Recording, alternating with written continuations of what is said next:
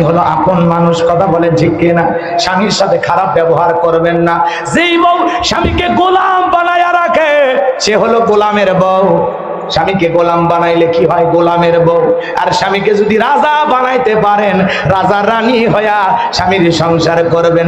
এজন্য স্বামীর মুখে মুখে তর্ক করবেন না, অতিরিক্ত জেদ দেখাবেন না। মা একটু সংশোধন হয়ে ধৈর্য নিয়ে সংসারটা করার চেষ্টা করবেন। একবার সংসার ভেঙে গেলে জীবনে আর সুখ খুঁজে পাবেন না, কথা বলেন ঠিক কিনা? আর 4 নাম্বার হলো পর্দা। আল্লাহ তাআলা বলেন ওয়াকরনা ফি বুয়ুতিকুন্না ওয়ালা তাবাররাজনা তাবাররুজাল জাহিলিয়াতিল উলা।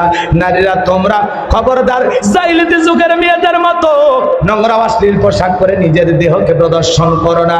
তোমরা ঘরে অবস্থান করো, আর যদি বাহিরে যেতে হয় বোরকা পরে পর্দা করে তারপরে বাহিরে যাও। আমি কথা বলবো পবিত্র কোরআনুল কারীমের 108 নম্বর সূরা। সূরাটির নাম কাউসার। জোরে বলেন কি নাম? আরো জোরে। জোরে হলো না? এই আওয়াজে বলে একটা যে আওয়াজ দিচ্ছেন আধা ঘন্টা ওয়াজ চলবে, একটু জোরে দিয়ে বলেন, একটু আওয়াজ জোরে দেন, বলেন সূরার নাম। কিছুটা হয়েছে আলহামদুলিল্লাহ। মোট আয়াত আছে 3টি, রুকু আছে 1টি। বিশ্বনবীর মক্কার জিন্দেগিতে আল্লাহ তাআলা এই সূরাটি নাজিল করেছেন। অনেকে ভাবতেছেন হুজুর সূরা কাউসার থেকে ওয়াজ করবেন, এটা যদি বুঝতাম কষ্ট করে আপনারা মাহফিলে আসতেন না। মনে মনে তাই ভাবতেছেন না? আচ্ছা বলেন তো বাজা, পরিচিত পথে পথ চলতে সহজ হয় না কঠিন হয়? একটু জোরে বলেন। পরিচিত মানুষের সাথে কথা বলে ভালো লাগে না খারাপ লাগে? পরিচিত পথে পথ চলতে যেমন সহজ হয়, পরিচিত মানুষের সাথে কথা বলে যেমন ভালো লাগে। বক্তা যদি কোনো পরিচিত আয়াত বা সূরা থেকে আলোচনা করে সেইটা শুনে আরো বেশি ভালো লাগে। কারণ যেই জিনিস যত বেশি জানবেন তাতে চর্চা কমে না বাড়ে? চর্চা কমে না বাড়ে? হয়তোবা সূরা কাউসারের তাফসীর আপনারা যেভাবে জানেন আমি সেইভাবে জানি না। আজকে আমি যেভাবে বলবো হয়তোবা আপনারা সেভাবে শোনেন না। কথাই আছে এক একটা ভুলের এক একটা শুকরান, কথা বলেন ঠিক কিনা? এজন্য একটু সময় না, আমাকে একটু সময় দেন, আশা করি ভালো লাগবে। কোরআন খারাপ লাগার কোনো সম্ভাবনা নেই। মনটা যদি মুমিন হয় কোরআন শুনলে ঈমানটা বৃদ্ধি পাবে, কথা বলেন ঠিক কিনা? সম্মানিত ভাইয়েরা আমার, আল্লাহর কোরআন থেকে যদি আপনাদের সামনে আলোচনা করি আশা করি আপনাদের কারো কোনো সমস্যা নাই। বলেন তো বাজান, এই কোরআনের মধ্যে কোনো ভেজাল আছে? জোরে বলেন আছে? এই কোরআনের মধ্যে কোনো মিথ্যা আছে? কোনো ধোঁকা আছে? থাকবে কি করে? কিতাবটি নাজিল করেছেন কে? আল্লাহ রাব্বুল আলামিন বলেন যালিকাল কিতাবু লা রাইবা ফীহি। আবার আল্লাহ রাব্বুল আলামিন বলেন এটি এমন একটি কিতাব, সেই কিতাবের মধ্যে কোনো সন্দেহ নাই, কোনো সংশয় নাই, কোনো মিথ্যা নাই, কোনো ধোঁকা নাই। There is no doubt. বলুন আল্লাহু আকবার। হুদাল লিল মুত্তাকিন, মুত্তাকি বান্দাদের জন্য গাইডলাইন হিসাবে, পথ প্রদর্শক হিসাবে আসমান থেকে কিতাবটি নাজিল করেছেন কে? সেই কিতাবের আলোচনা শুনলে লাভ না লস? লাভটা কি আমার আল্লাহ জানিয়ে দিলেন। ওয়া ইযা কুরিয়াল কুরআনু ফাসতামিউ লাহু ওয়া আনসিতু লাআল্লাকুম তুরহামুন।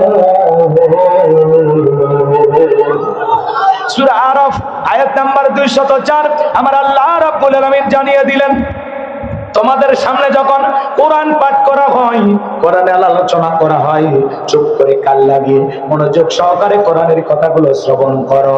যারা চুপচাপ কোরআনুল কারীমের কথাগুলো শ্রবণ করবে আমার আল্লাহ রাব্বুল আলামিন আসমান থেকে তাদের উপরে আল্লাহর রহমত বৃষ্টির মতো নাজিল করবেন। বলুন সুবহানাল্লাহ। ওয়াযাক্কির ফাইন্না যিকরা তানফাউল মুমিনিন।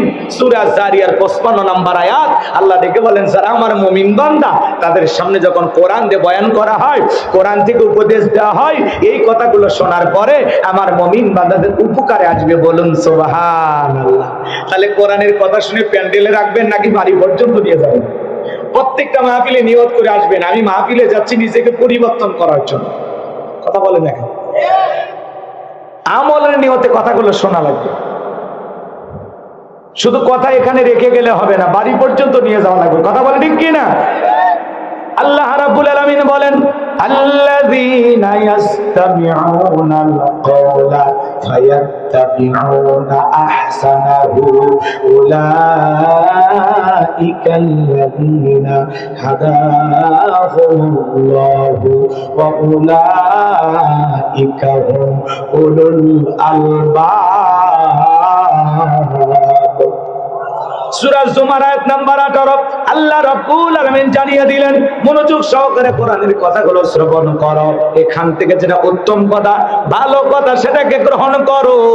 যারা কোরআন থেকে ভালো কথা গ্রহণ করে, উত্তমটা ভালোটা গ্রহণ করে, আমার আল্লাহ বলেন উলাইকাল্লাযীনা হাদাহুমুল্লাহু, আমি আল্লাহ তাদের জন্য হেদায়েতের রাস্তাটাকে সহজ করে দেব। কোরআন থেকে তারাই উপদেশ গ্রহণ করে যারা হলো বুদ্ধিমান। আল্লাহু আকবার বলেন।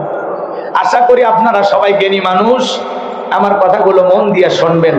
আপনাদের আলোচনা শোনানোর মতো যোগ্যতা আমার নাই, কারণ এখানে অনেক বড় বড় আলেম ওলামা বসে আছে, কথা বলেন ঠিক কিনা? যাদের ছাত্র হতে পারলে আমি অধমের কিসমত খুলে যেত। কথা বলেন না? জ্ঞান দেওয়ার মালিক কে? قالوا سبحانك لا علم لنا الا ما علمتنا انك انت العليم الحكيم। বলুন সুবহানাল্লাহ। জ্ঞান দেওয়ার মালিক কে? সে আল্লাহর কাছে দয়া করুণা ভিক্ষা চেয়ে আমরা আলোচনা শুরু করছি। সূরার নাম কাউসার। জবান ছেড়ে সবাই ঠোঁট নাড়ায়া আমার সঙ্গে তেলাওয়াত করুন। আউযু বিল্লাহি মিনাশ শাইতানির রাজীম। বিসমিল্লাহির রাহমানির রহিম। বিতাড়িত মুর্দা শয়তানের কাছ থেকে আল্লাহ পাকের কাছে আশ্রয় প্রার্থনা চাচ্ছি। পরম করুণাময় শিবদালু আল্লাহ তাআলার নামে শুরু করছি। সবাই জবান ছেড়ে পড়ুন। ইন্না وإناك الكوثر فصل لربك وانحر إن شانئك هو الأبتر। আল্লাহু আকবার। যে কোনো আয়াত বা সূরার তাফসীর করতে হলে কোন প্রেক্ষাপটে কোন সময় আল্লাহ তাআলা সেই সূরাটি বা আয়াতটি নাজিল করেছেন, সে নাজিলের প্রেক্ষাপট জানার দরকার আছে না নাই? আরবিতে বলা হয় শানি নজুল। যদি শানি নজুল আলোচনা করা হয় তাহলে তাফসীর বুঝতে সহজ হয়। বলুন আল্লাহু আকবার। তাহলে আল্লাহ তাআলা তার হাবিবের উপরে কোন প্রেক্ষাপটে কোন সময় আল্লাহ তাআলা সূরা কাউসার নাজিল করেছেন, সেই নাজিলের সময়কালটা একটু বলার দরকার আছে না নাই? কষ্ট নেবেন না তো ইনশাআল্লাহ। একটু সময় দেন, সামনে গেলে আস্তে আস্তে মজা বের হবে। কষ্ট হয় নাকি আপনাদের? যুবক যারা আছে একটু আওয়াজ দিবা। আমি করবো আওয়াজ, আপনারা দেবেন আওয়াজ, জবাব দিবেন ঠিক ঠিক। আলোচনা হবে কমপ্লিট। শ্রোতাদের স্পিরিটে বাড়ি, বক্তার হিট, আলোচনা হবে জায়গা মতো ফিট। কিছু আজ প্যান্ডেলে, কিছু আজ অ্যাঙ্গেলে। এই ডায়লগ আমরা আগে দিতাম, এখন যা বলবো অ্যাঙ্গেলে না, ডাইরেক্ট। জোরে বলেন কি? আর ভয় আছে? আগেই ভয় করি নাই, আর এখন তো ভয় করার কোনো প্রশ্ন আসে কথা কন না কেন? যারা বড় বড় কথা বলতো ওরা আছে, সব ভাগছে। কথা কি বুঝতে পারছেন? সম্মানিত ভাইয়েরা আমার, একটু অপেক্ষা করেন। আলোচনার সামনের দিকে নিয়ে গেলে আপনারা বুঝতে পারবেন হুজুর কি বলতে চায়। তাহলে আমি আপনাদের সামনে পবিত্র কোরআনুল কারীমের সূরা কাউসার থেকে আলোচনা করব। আল্লাহ তাআলা তার হাবিবের উপরে কোন প্রেক্ষাপটে কোন সময় সূরা কাউসার নাজিল করেছেন, আমি নাজিলের প্রেক্ষাপটটা একটু সামান্য তুলে ধরি। বিশ্বনবীর প্রিয় সাহাবী হযরত আনাস রাদিয়াল্লাহু তাআলা বলেন, নবীজি কাবার হাতিমে হেলান দিয়া বসা। আমি তাকায় দেখি নবীজির মনটা ভীষণ খারাপ, মুখটা মলিন, চোখের কোণা দিয়ে অশ্রু ঝরতেছে। কিছুটা সময় অতিবাহিত হয়ে যাওয়ার পরে আমি তাকায় দেখি আমার নবীজি মুস্কি মুস্কি হাসতেছেন। বলুন সুবহানাল্লাহ। হযরত আনাস দেখে বলেন, নবী গো, এই মাত্র দেখলাম মনটা খারাপ, মুখটা মলিন, চোখের কোণা দিয়ে অশ্রু ঝরতেছে, আবার আপনি কেন হাসি দিতেছেন গো নবী? কেন কাঁদেন, কেন হাসেন? রহস্যটা বুঝতে পারি না। আমার নবী দেখে বলে, আনাস, আমার মনটা কেন খারাপ তোমরা জানো, কিন্তু আমার হাসি দেওয়ার কারণটা কি? নবীজি কেন হাসলেন, কেন কাঁদলেন, রহস্য আছে না নাই? জোরে বলেন আছে না নাই? এই মাত্রই কান্না করলেন, আবার কিছুক্ষণ পরে হাসতেছেন, তাহলে অবশ্যই এই কান্না এবং হাসি দুইটারই রহস্য আছে। জোরে বলেন আছে না? নবীজির মনটা খারাপ কারণ হলো নবীজির কলিজার টুকরা ছেলে সন্তানগুলো জন্ম নেয় আর একে একে ছেলে সন্তানগুলো মারা যায়। জানবো আমার নবীজির ছেলে সন্তান জন্ম নেয়, আবুল কাসেম মারা যায়, আবু তাহের মারা যায়, নবীজির ছেলে ইব্রাহিম মারা যায়। একে একে ছেলে সন্তানগুলো হয় আর মারা যায়, একটা ছেলেও জীবিত থাকলো না। বলেন তো বাজান, বাবা হিসাবে নবীর মনেও কষ্ট লাগে কি? আমার ভাইয়েরা, নবীজির কাছের চাচা নাম হলো আবু লাহাব। দেখে বলে ভাতিজা, তোমার বংশী ভাতিজানো কেউ থাকলো না, তুমি একটা লেজ কাটা, তুমি একটা নির্বংশ। যদি কন্যা উজুবিল্লাহ, একে তো সন্তান হারানোর ব্যথা, অন্যদিকে আপন মানুষদের সমালোচনা। নবীর মনের কষ্ট কমে না বাড়ে? জোরে বলেন কমে না বাড়ে? আপনারাই বলুন বাজান, আল্লাহ না করুক আপনার আমার সন্তান যদি মারা যায়, কাছের আত্মীয় স্বজনদের উচিত বিপদের দিনে সান্ত্বনার বাণী শোনানো। বাবা তুমি সবর করো, ধৈর্য ধারণ করো, জীবন মৃত্যুর মালিক আল্লাহ। আল্লাহ সন্তান দিয়েছে, আল্লাহ সন্তান নিয়েছে, তুমি মন খারাপ করো না বাজান।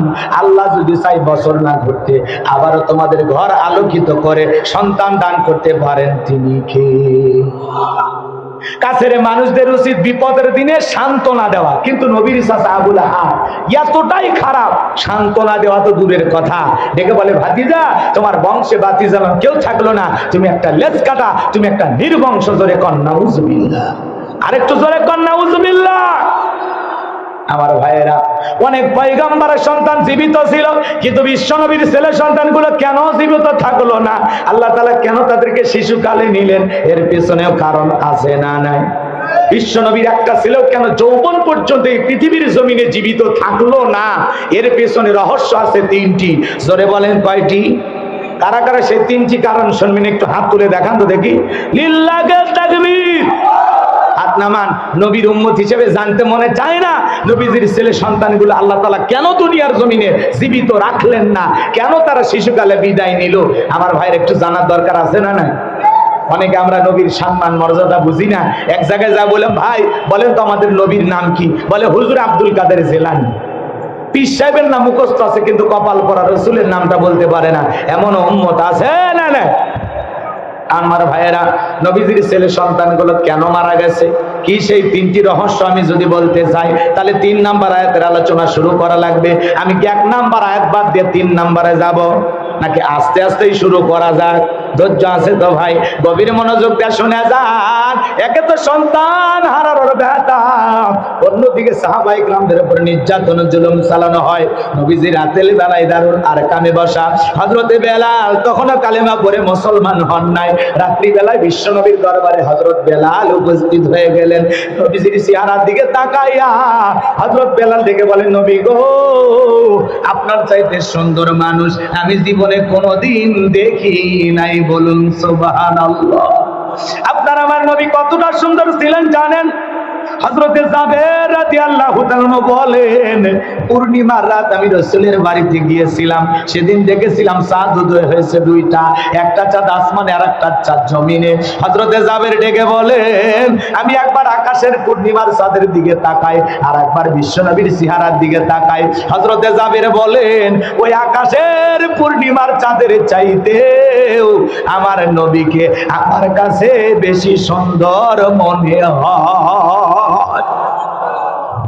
কেমন নবী পাইছি। আম্মা জান আয়েশা ডেকে বলেন, মিশরের নারীরা ইউসুফ নবীর চেহারার দিকে তাকাইয়া ফল কাটতে গিয়ে আঙ্গুল কেটে ফেলে দিয়েছিল। ওরা যদি আমার বিশ্ব নবীর চেহারার দিকে তাকাইতো, শুধুমাত্র আঙ্গুল নয়, আঙ্গুল কাটতে কাটতে, হাত কাটতে কাটতে জন্য টের পাইতো না আপনার আমার নবী এতটাই সুন্দর। আম্মা জান আয়েশা আরো বলেন, ও দুনিয়ার মানুষ, তোমাদের একটা সূর্য আছে, আমি আয়েশারও একটা সূর্য আছে। তোমাদের সূর্য উদয় হয় দিনের বেলায়, আর আমি আয়েশার সূর্য উদয় হয় রাতের বেলায়। আম্মা জান একদিন সেলাইয়ের কাজ করতেছিলেন, হাত থেকে সুইটা পড়ে গেল, বাতিতে কোনো তেল ছিল না, বাতি জ্বালাইতে পারলেন না। আম্মা জান আয়েশা অপেক্ষায় বসে থাকলেন। বিশ্বনবী এশার সালাত আদায় করার পরে ঘরের ভিতরে প্রবেশ করে আম্মা জান আয়েশাকে আমার নবী সালাম দিলেন। বলুন আল্লাহু আকবার। নবীজি ঘরে ঢুকে স্ত্রীকে কি দিলেন? জোরে বলেন, কি দিলেন? তাহলে আপনি আমি যখন ঘরে ঢুকবো, স্ত্রীকে সালাম দেওয়ার দরকার আছে না নাই? স্ত্রীকে সালাম দেওয়া রাসূলের সুন্নত। বাড়িতে ঢুকে বউকে সালাম দিবেন, আসসালামু আলাইকুম রহিমা, কেমন আছো সোনা? ঘরের দরজাটা খোলো না, আমি তোমার লিটনের বাপ, তোমার দিওয়ানা। বউ খুশি হয়ে দরজা খুলবে, কথা বলে ঠিক কিনা? কিন্তু আমার ব্যবহার, আপনার আমার ব্যবহার এত মিষ্টি না। বাড়ির দরজায় যা চিৎকার মারে, এ রুবেলের মা, এ দরজা খোল, বেশি দেরি হলে দরজা ভাঙ্গে ফেলে দিয়া আস্তুর পিঠার উপর কি যে হবি রে। ভিতর থেকে বউ বলে, এটা স্বামী না, সেকেন্ড আশ্রয়। কথা কোন ঠিক কিনা? আরে মুসলমান, বিবিকে সালাম দিবেন, ঘরে ঢোকার সময় সালাম দেওয়ার দরকার আছে না নাই? শুধু বিবির ঘরে নয়, মুসলমান হিসাবে আর এক মুসলমানের বাড়িতে যখন যাবেন, ওই বাড়িতে ঢোকার পূর্বে প্রথমেই দিতে হবে সালাম। কথা কয় না? রুবেল কয়ে কয়ে রুবেলের বাড়ির ভিতরে ঢুকে যায়। রুবেলের বইয়ের ওড়না ঠিক নাই, রুবেলের মা কি করতেছে আল্লাহ ভালো জানে। এতটুকু ভদ্রতা আমাদের ভিতরে থাকা তো দরকার, কথা বলেন কিনা? মুসলমান যদি আর এক মুসলমানের বাড়িতে প্রবেশ করে, সর্বপ্রথম সালাম দিতে হয়। জোরে বলেন, কি দিতে হয়? আগে সালাম দিবেন। ওই বাড়ির গেটে দাঁড়ায় প্রথমে সালাম দিবেন গৃহবাসীকে, আসসালামু আলাইকুম। একবার দিলেন জবাব নাই, দুইবার দিবেন জবাব নাই, তিনবার দিলেন জবাব নাই, আর কথা বলার টাইম নাই, ওখান থেকে ভাগিয়ে যান আপনি। কিন্তু সালামের জবাব পায় না, ডাকাডাকি করে, দরজা আসে না, জানালা দিয়ে উকি ঝুঁকি মারে। কথা কয় না কে? খবরদার, এগুলো বদ অভ্যাস পরিত্যাগ করেন। কথা কোন ঠিক কিনা? এগুলো বদ অভ্যাস বাদ দেন, ভালো হয়ে যান। প্রথমে সালাম দিবেন, এরপরে গৃহবাসী যদি অনুমতি দেয় তারপরে তো ঢুকবেন। সালাম দিয়ে তারা সালামের জবাব দিল, অনুমতি চাইলেন, এর মধ্যে তারা সতর্ক হলো। মহিলারা ভিতরে প্রবেশ করলে, যেই পুরুষের সাথে দেখা করতে গেছেন সে আপনার সাথে দেখা করলো। কথা বলে না কেন? দোষ কিন্তু এই মহিলাদেরও আছে। একটু অপেক্ষা করেন, ওদের কাজকে আমি আলোচনার মাধ্যমে মা বোনদেরকে হালকা একটু সাইজ করা দরকার আছে না নয়? খালি অপেক্ষা করেন। যুবক যারা আছে, প্রত্যেকটা যুবকের কাছে খবর আছে। এই যুবকদের জন্য স্পেশাল বরাদ্দ আমার মাথার মেমোরিতে সেভ করা আছে, সময় মতো ডাউনলোড দিয়ে শোনায়া দিব। কথা বলেন ঠিক কি না? তোমরা যুবক, আমিও যুবক, তোমাদের দুঃখ কি আমি বুঝি। একটু অপেক্ষা করো। কষ্ট হচ্ছে নাকি আপনাদের? তাহলে বাড়িতে ঢুকে সালাম দিবেন তো। কথা কয় না কেন? সালাম দিবেন না? আমার ভাইয়েরা গভীর মনোযোগ দিয়ে শুনবেন। প্রথমে বউকে সালাম দিবেন, যদি লোকজন না থাকে বইয়ের হাতটা ধরে মুসাফা করবেন। কার হাত? এই যুবক কথা বলবো না কেন? বইয়ের হাত, পাশের বাড়ির ভাবির হাত না ধরলে ঝাঁটা দিয়ে পিটাবে। বইয়ের হাতটা ধরে মুসাফা করবেন। একেবারে যদি ময়দান ফাঁকা থাকে, কোলাকুলিও সেরে নেবেন। যদি আপনি আপনার স্ত্রীকে সালাম দিতে পারেন, আল্লাহর পক্ষ থেকে আপনাদের দাম্পত্য জীবনের উপরে রহমত নাজিল হবে। বলেন আল্লাহু আকবার। সালাম আছে যেখানে সমাধান আছে, সালাম আছে যেখানে শান্তিও আছে। স্বামী স্ত্রীর মধ্যে সালাম আদান প্রদান করতে হবে। যেই জবান দিয়ে আপনি বিবিকে সালাম দিবেন, ওই জবান দিয়ে বউকে গালি দিতে পারবেন। আপনার বিবি যে জবান দিয়ে সালাম দিবে, সালামের জবাব দিবে, ওই জবান দিয়ে কখনো স্বামীকে গালি দিতে পারবে না।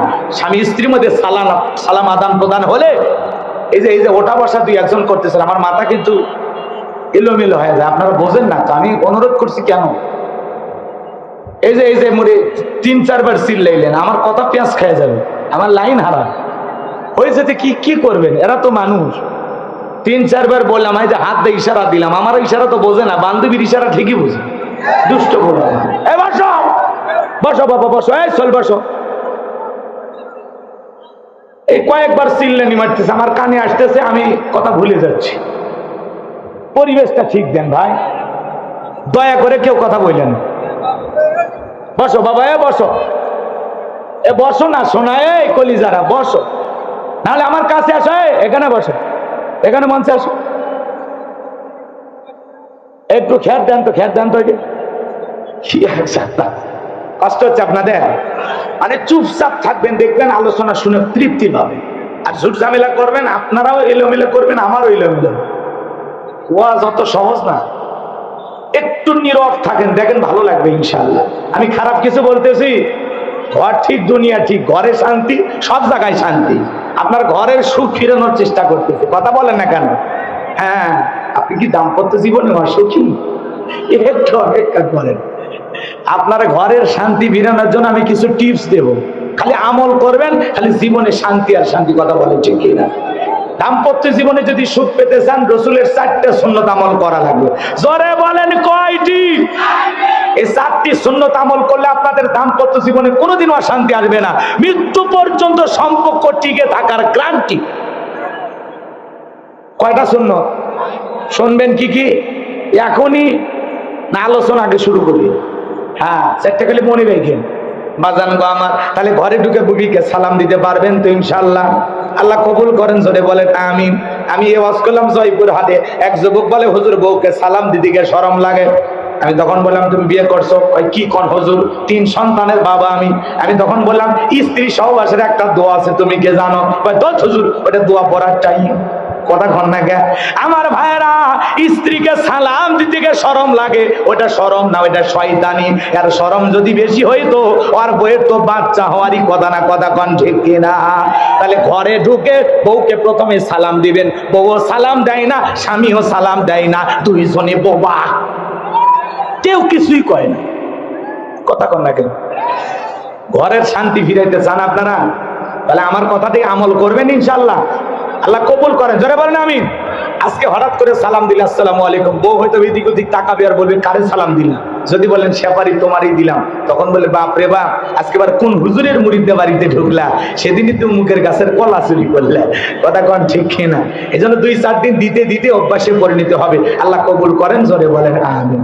সম্মানিত ভাইয়েরা আমার, গভীর মনোযোগ দিয়ে শুনবেন বাজান, লম্বা করার সুযোগ নাই। আম্মা জান আয়েশা ডেকে বলেন, নবীজি ঘরের ভিতরে সালাম দিয়ে প্রবেশ করলেন, নবীজির চেহারার আলোতে সুইটা কই পড়ে আছে আমি পরিষ্কার দেখতে পেয়েছি। কেমন নবী পাইছি বাজার, যে নবী হা বললে পুরো পৃথিবীবাসীর জন্য আল্লাহ পাক হালালে পরিণত করে দেয়, যে নবী না বললে পুরো পৃথিবীবাসীর জন্য আল্লাহ পাক হারামে পরিণত করে দেয়, যে নবী আসমানের চাঁদের দিকে ইশারা করলে চাঁদ 2 টুকরো হয়ে যায়। আল্লাহু আকবার। জমিনে পা তুললে মাওলা পাকের আরশে আজিমে পৌঁছে যায়। যেদিন আল্লাহর আরশে গেলেন আল্লাহর সাথে সাক্ষাৎ করতে, সেদিন আমার নবীর পায়ের জুতাটা ছেঁড়া।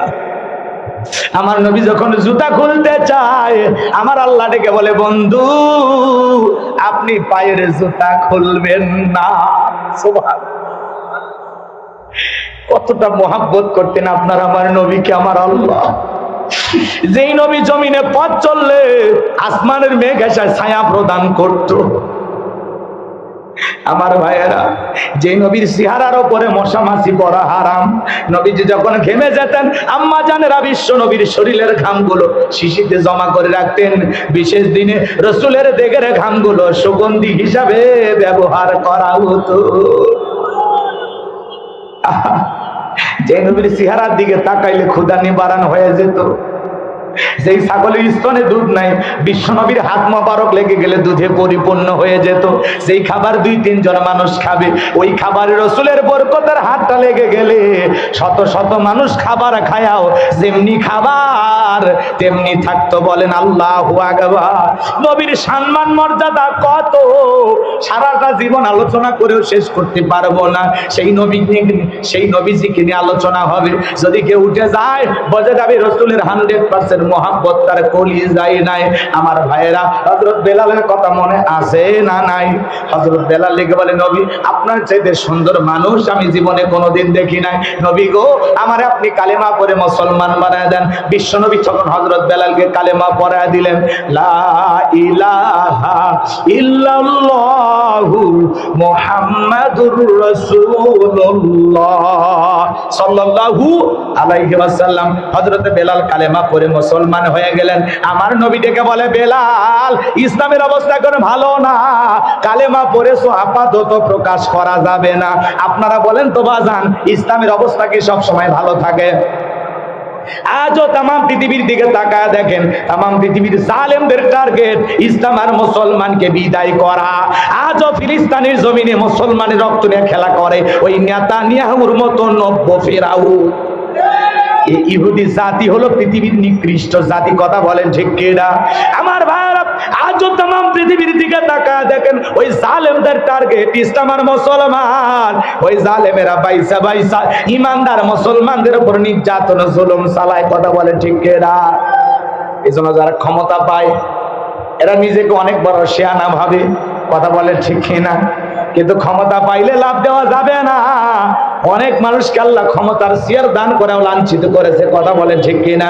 যারা এক সময় বড় বড় কথা বলতো ক্ষমতা টিকানোর জন্য 41 সাল পর্যন্ত, ওরা কি এখন আছে? কথা বলেন। ক্ষমতা পাইয়া টুপিওয়ালা দাড়িওয়ালা ইমানদারদের উপর নির্যাতন জুলুম চালাইছে। শাপলা চত্বরে এতিম সন্তান হাফেজদেরকে হত্যা করেছিল। কথা বলে ঠিক কিনা?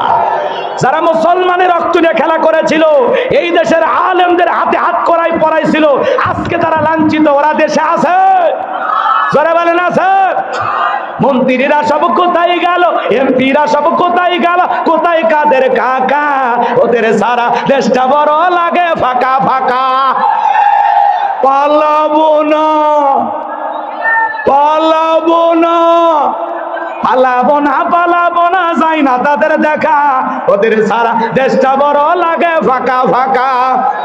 আইন মন্ত্রী আটকে গেল আইনেরই ফাঁকে, দাড়ি সারা দরবেশটারে ভণ্ড ভণ্ড লাগে। শুনেছি ভাই কত নেতা নেত্রী খাইতেছে ভাই ডান্ডা, বিচারপতি কালামানিকের ফাটিয়েছে নাকি আন্ডা। এটা আমার খবর না, মিডিয়ার খবর। কথা বলেন ঠিক কিনা? এই বিচারপতি শামসুদ্দিন মানিক আলেমদেরকে, এদিকে খেয়াল করেন, আলেমদের তালিকা করে দুদকে জমা দিয়েছিল। কথা বলে ঠিক কিনা? এই বিচারপতি মানিক 116 জন আলেমের তালিকা করে দুদকে জমা দিয়েছিল। আমার মতো গাইবান্ধার ভাঙ্গা বক্তা রোল নাম্বার ছিল 23, সিরিয়ালে আমার নাম্বার কত? কথা বলেন না কেন? যারা আলেমদের তালিকা করেছিল ওদের অবস্থা ভালো না খারাপ? তালিকা ছাড়াই ভিতরে ঢুকেছে। কথা বলেন ঠিক কিনা? এই বিচারপতি শামসুদ্দিন মানিক আল্লামা সাইদি হুজুরকে মৃত্যুদণ্ডের রায় দিয়েছিল। কথা বলেন ঠিক কিনা? আমরা চাই ওই একই ট্রাইব্যুনালে বিচারপতি মানিককেও ফাঁসি দিতে হবে। এরা আলেম বিদ্বেষী। আর একটা আছে হারপিক মজুমদার, এ নাম শোনেন না আপনারা? গতকালকের আগের দিন টকশোতে হারপিক মজুমদার টকশোতে কথা বলতেছে। আমার ভাইয়েরা সাইদ আব্দুল্লাহ নামের একজন ভাই টকশোতে কথা বলা অবস্থায় একটু হারপিক ধরছে। কি ধরছে? কথা কর না কেমন? এই হারপিক তুলে ধরার কারণে এইটা দেখে হারপিক মজুমদার খেপে গেছে। কথা বলে না কেন? আন্তর্জাতিক সংস্থার কাছে সে একটা মামলা দিয়েছে ইউনুস সাহেব সহ বেশ কয়েকজনের নাম দিয়ে। কথা বলে ঠিক কিনা? এর এত বড় সাহস! এই হারপিক মজুমদার এরা হলো ইসলাম বিদ্বেষী, আলেম বিদ্বেষী। কথা বলে ঠিক কিনা? কথা বলে ঠিক কিনা? এরা ছিল বিগত সরকারের দোসর, 5 আটা গোলাম। এই হারপিক মজুমদারের এই টকশোতে হারপিক দেখানোর কারণে সব জায়গায় এখন যুবকেরা ওইটা নিয়ে টল করা শুরু করছে। কথা কন না কেন? এই হারপিক মজুমদার বিদেশে থাকে বাজান, দেশের মাটিতে জায়গা হয় নাই, পালিয়েছে ওই দেশে। এরা হলেন নব্যনাস্তিক বেঈমান, এদের অন্তরের ভিতরে আল্লাহর ভয় নাই। এরা হলো সরকারের 5 আটা দালাল ছিল বাজান গো আমার। এই জন্য সমাজের চোখে আজকে এরা লাঞ্ছিত, অপমানিত। মাঝে মাঝে দেখেন ইসলাম বিদ্বেষী যারা, তাদের পক্ষে ছাপাই গায়। এরা হলো তসলিমা নাসরিনের আপন খালাতো ভাই। এই হারপিক মজুমদার আর তসলিমা নাসরিন এরা ভাই বোন। কথা কেন? এরা বড় বড় কথা বলতো, টক শো গরম করে ফেলে দেয়। হারপিক দেখা হারপিক মজুমদার কেন গরম হওয়া লাগবে? গরম না হইলে তো পাবলিক বুঝতো যে না ঠিক আছে, ওইটা দেখেও গরম হয়েছে। কারণ হারপিক খেয়ে একবার আত্মহত্যা করতে চাইছে। কথা কন নাকি আপনারা? বাজান গো আমার, এরা হলো ইসলাম বিদ্বেষী। এদের বিচার বাংলার মাটিতে একদিন হবে। কথা বলেন ঠিক না? এই জন্য বাজান গো আমার, যারা আলেমদের বিরুদ্ধে কথা বলেছিল, আলেমদের বিরুদ্ধে আন্তর্জাতিক অপরাধ ট্রাইব্যুনাল গঠন করেছিল, আমরা বলতে চাই ওই একই ট্রাইব্যুনালে এই সমস্ত আলেম বিদ্বেষীদের বিচার করা হবে। পলকের ঝলক গেল, পলকের ঝলক গেল, থামিয়ে নেটে পেটের চাকা, ওদের সারা দেশটা বড় লাগে ফাঁকা ফাঁকা। কোথায় গেল সংসদেতে মমতাজের গান, কোথায় গেল হযরত বলা স্বামী ওসমান? মাইক পেলে বলতো খেলা হবে খেলা হবে। আজকে মাঠ পড়ে আছে কিন্তু শামীম ওসমানের মতো খেলোয়াড় না। কোথায় গেল আরাফাত আর ব্যারিস্টার সমন, কথা বলার সময় এরা করে নিয়োজন। কথা বল না কে বাজার? আপনারা কি কোনো কারণে রাগ করছেন? ওদের মধ্যে কি আপনাদের কেউ ভাই আছেন, খালাতো বন্ধু আছে?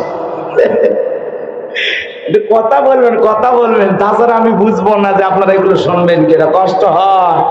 এই এই এই ব্যারিস্টার সমন, মানবতার ফেরিওয়ালা বলা হয়তো, সেই ব্যারিস্টার সুমনকে যেদিন পুলিশ ধরিয়ে নিয়ে যায়, বলে আমি পুলিশের সাথে এমনি থানায় যাচ্ছি চা খাওয়ার জন্য না।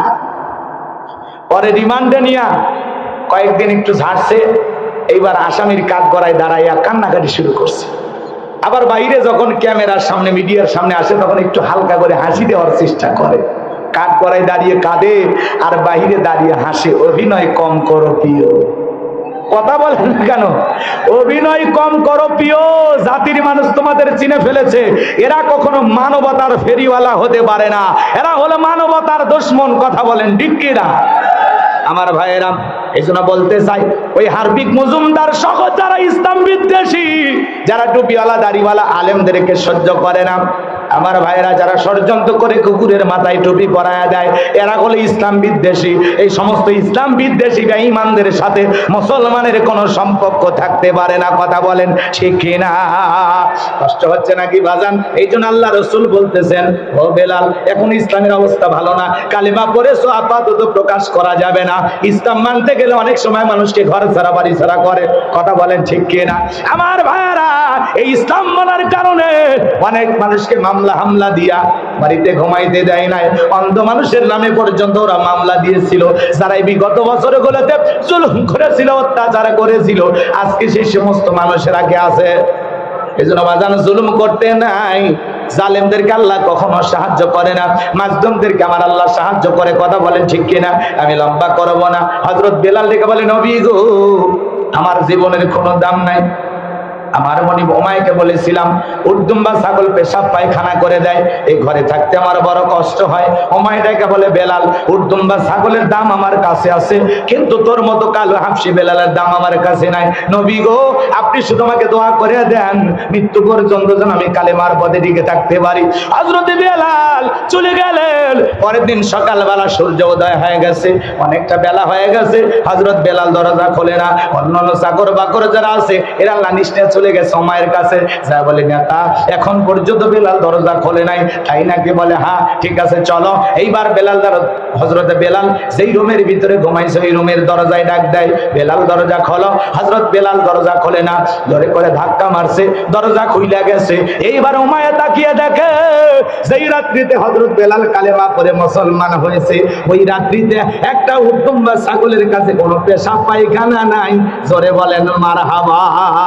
এইবার উমাইয়া ডেকে বলে, চাকরের দল, তোমরা বেলালের বিরুদ্ধে মিথ্যা অভিযোগ দাও। তোমরা যখন ঘুমাচ্ছিলে বেলাল তখন ময়লা আবর্জনা পরিষ্কার করেছে, তাকায় দেখো না একটা উদ্দম্বা ছাগলের কাছে কোনো পেশাব পায়খানা নাই।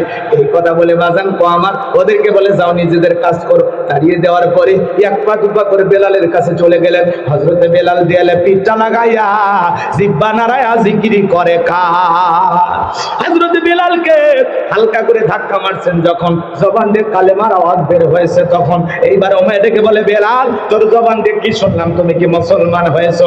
হযরতে বেলাল ডেকে বলে, মুসলমান হয় যারা মিথ্যা কথা বলতে পারে না তারা, ওয়াকুলু কওলান সাদীদা, মুসলমানেরা হবে সত্যবাদী। কথা বলে ঠিক কিনা?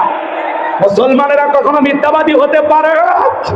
আর আমাদের সমাজে দেখে মিথ্যা কথা বলতে বলতে চেহারাটা বেঁকা হয়ে গেছে, এক পা কবরে চলে গেছে। এরপরে মিথ্যা বলা ছাড়ে না, মিডিয়ার সামনে এসে এত মিথ্যা কথা বলে, শয়তান পর্যন্ত বলে আমি এত খারাপ না।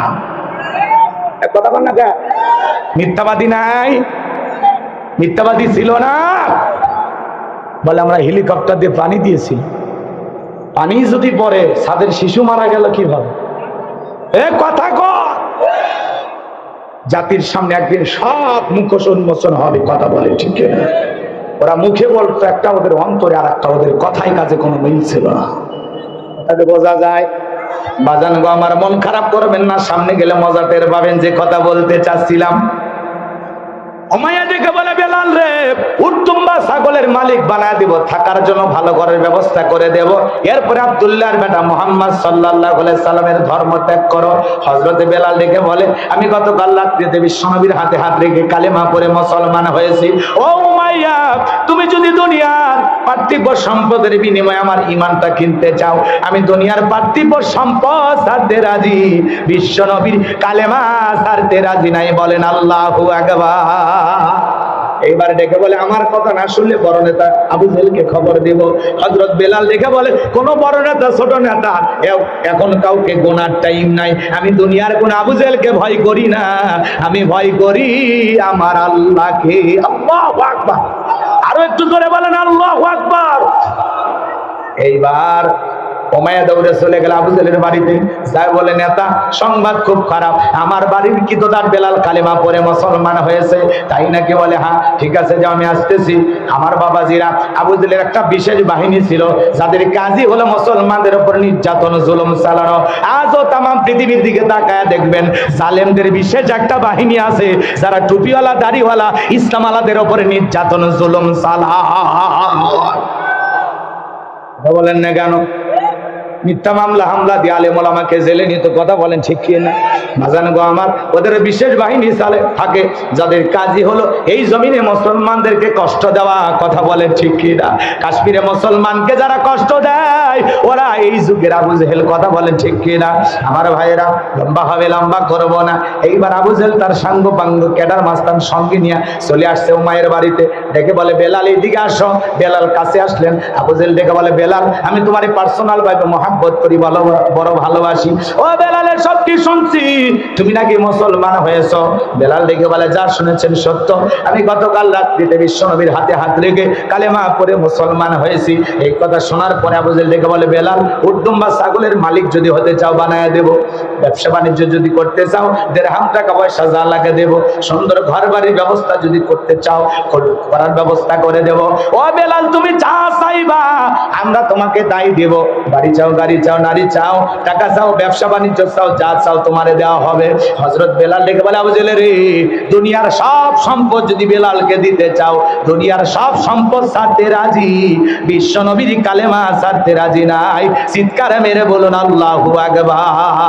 বেলালের মতো যারা খাঁটি ইমানদার, এদেরকে টাকা দিয়ে কেনা যায় না। কিন্তু মুনাফিক মার্কা মুসলমান যারা টাকার কাছে বিক্রি হয়, তারা টাকার জোরে ওদের ফতুয়া ঘোরে।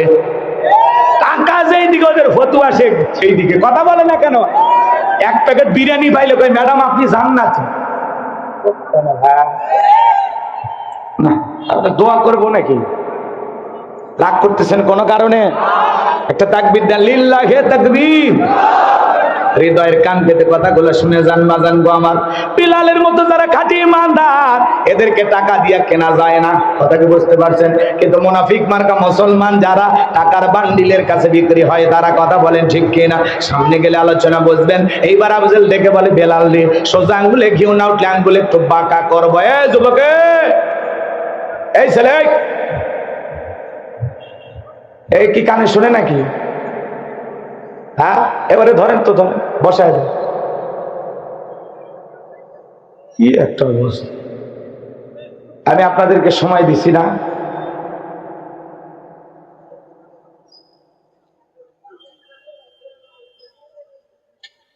কষ্ট হলে বলেন, খালি হাত তুলে বলেন যে হুজুর দোয়া করে দেন, আমি সাথে সাথে দোয়া করে দেব। মেহরবানি করে আমাকে কষ্ট দিন না। মুসাফিরের দোয়া নেওয়ার চেষ্টা করেন, বদ দোয়া নিয়েন না, ঠিক আছে? এত কষ্ট করে, এত পথ জার্নি করে আপনাদের মাঝে আসছি কিছু কথা বলার জন্য। 1 বছরের জন্য এই বাতি নিভে যাবে কিছুক্ষণ পরে। কথা বলে, ঠিক কিনা? দোকানপাট দুনিয়ার আমোদ প্রমোদ পাওয়া যাবে। পেশাব লাগলে একটু কষ্ট করে থাকেন, খুব বেশি না, 30 থেকে 40 মিনিট পরে আমি দোয়া করে দেব। একটু সামনে যাই, কষ্ট হচ্ছে আপনাদের? তাকবীর দেন, লিল্লাহি তাকবীর। আওয়াজ হয়নি জোরে, লিল্লাহি তাকবীর।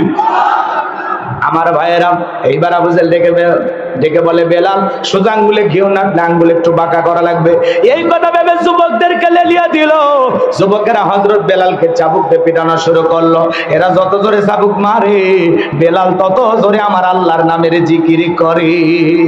চাবুক দিয়ে পিটাইতে পিটাইতে কালো চামড়া গুলো ফেটে রক্ত ঝরা শুরু হয়ে গেল। আবু জাহেল ডেকে বলে বেলাল চাবুক দিয়ে মারতে মারতে কালো চামড়া ফেটে রক্ত ঝরতেছে রে বেলাল, এরপরেও কি নবীজির কালেমা ছাড়বি না? হযরত বেলাল ডেকে বলে আবু জাহেল রে, মারতে মারতে যদি মেরে ফেলে দাও জীবনটা দিতে রাজি, বিশ্ব নবীর কালেমা ছাড়তে রাজি নাই। বলেন আল্লাহু আকবার। এইবার আবু জাহেল ডেকে বলে যুবকেরা ধর বেলালের পায়ে রশি লাগাইয়া, উঠের পায়ে রশি লাগাইয়া মরুভূমির উত্তপ্ত গরম বালিতে শেষরে শেষরে নে ঘোরা গেল। এ বাজান আরবের বালিগুলো এত গরম চাল দিলে মরি হয়ে যাইতো, এত উত্তপ্ত গরম বালি। বাবলা গাছের কাটা গেল, জিব্বার ভিতরে পেরেকের মতো মারা গেল। হযরত বেলালের উপর নির্যাতন জুলুম চালানোর পরে বিকেল বেলা ডেকে বলে বেলাল চাবুক দিয়ে পিটাইলাম, পায়ে রশি লাগাইয়া শেষরে শেষরে নে ঘুরলাম রে বেলাল, তারপরেও কি আব্দুল্লাহর বেটা মুহাম্মদ সাল্লাল্লাহু আলাইহি সাল্লামের কালেমা ছাড়বি না? হযরত বেলাল ডেকে বলে আবু জেহেল আমাকে যদি মারতে মারতে মেরেও ফেলে দাও, বেলালের নিঃশ্বাস থাকবে যতদিন, বেলাল ইসলামের পথে টিকে থাকবে ততদিন। আল্লাহু আকবার। এইবার আবু জাহেল ডেকে বলে যুবকেরা দল বিশাল বড় একটা পাথর নিয়ে আসা বেলালের বুকের উপরে চাপায়া দাও। অনেক বড় একটা পাথর নিয়ে আসা হযরত বেলালের বুকের উপরে চাপায়া দেওয়া হলো। আবু জাহেল মনে মনে ভাবলো এই পাথরে চাপার আঘাতে বেলাল মারা যাবে। এই কথা ভেবে কাফেররা চলে গেল। হযরত বেলালের বুকের উপরে পাথর, এরপরে হযরত বেলাল জিহ্বা নাড়ায় জিকির করে কা। আপনাকে আমাকে জিকির করার জন্য কেউ তো মারে না, পেটে না, মারে নাকি? বাজান গো, হাদিস শরীফের ভিতরে আসছে বিশ্বনবী বলেছেন যার জিহ্বাটা আল্লাহর জিকিরে ভিজা থাকে ওই জিহ্বাওয়ালা মানুষ কোনোদিন জাহান্নামের আগুনে জ্বলবে না। চিৎকার মেরে বলুন সুবহানাল্লাহ। ফাযকুরুনি আযকুরুকুম ওয়াশকুরুলি ওয়ালা তাকফুরুন। তোমরা আমারে স্মরণ করো, আমি আল্লাহ তোমাদেরকে স্মরণ করব। কৃতজ্ঞতা প্রকাশ করো, অকৃতজ্ঞ হইও না।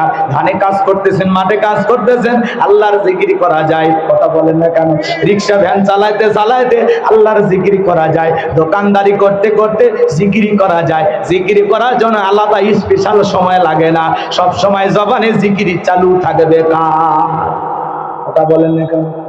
হযরত বেলাল ডেকে বলেন আল্লাহ তুমি তো সেই আল্লাহ ইব্রাহিমের জন্য যদি নমরুদের আগুনকে ফুলের বাগান বানাই দিতে পারো, আল্লাহ তুমি কি পারো না আমি বেলালের বুকের উপরে পাথরটাকে তুলার মতো নরম বানায় দিতে?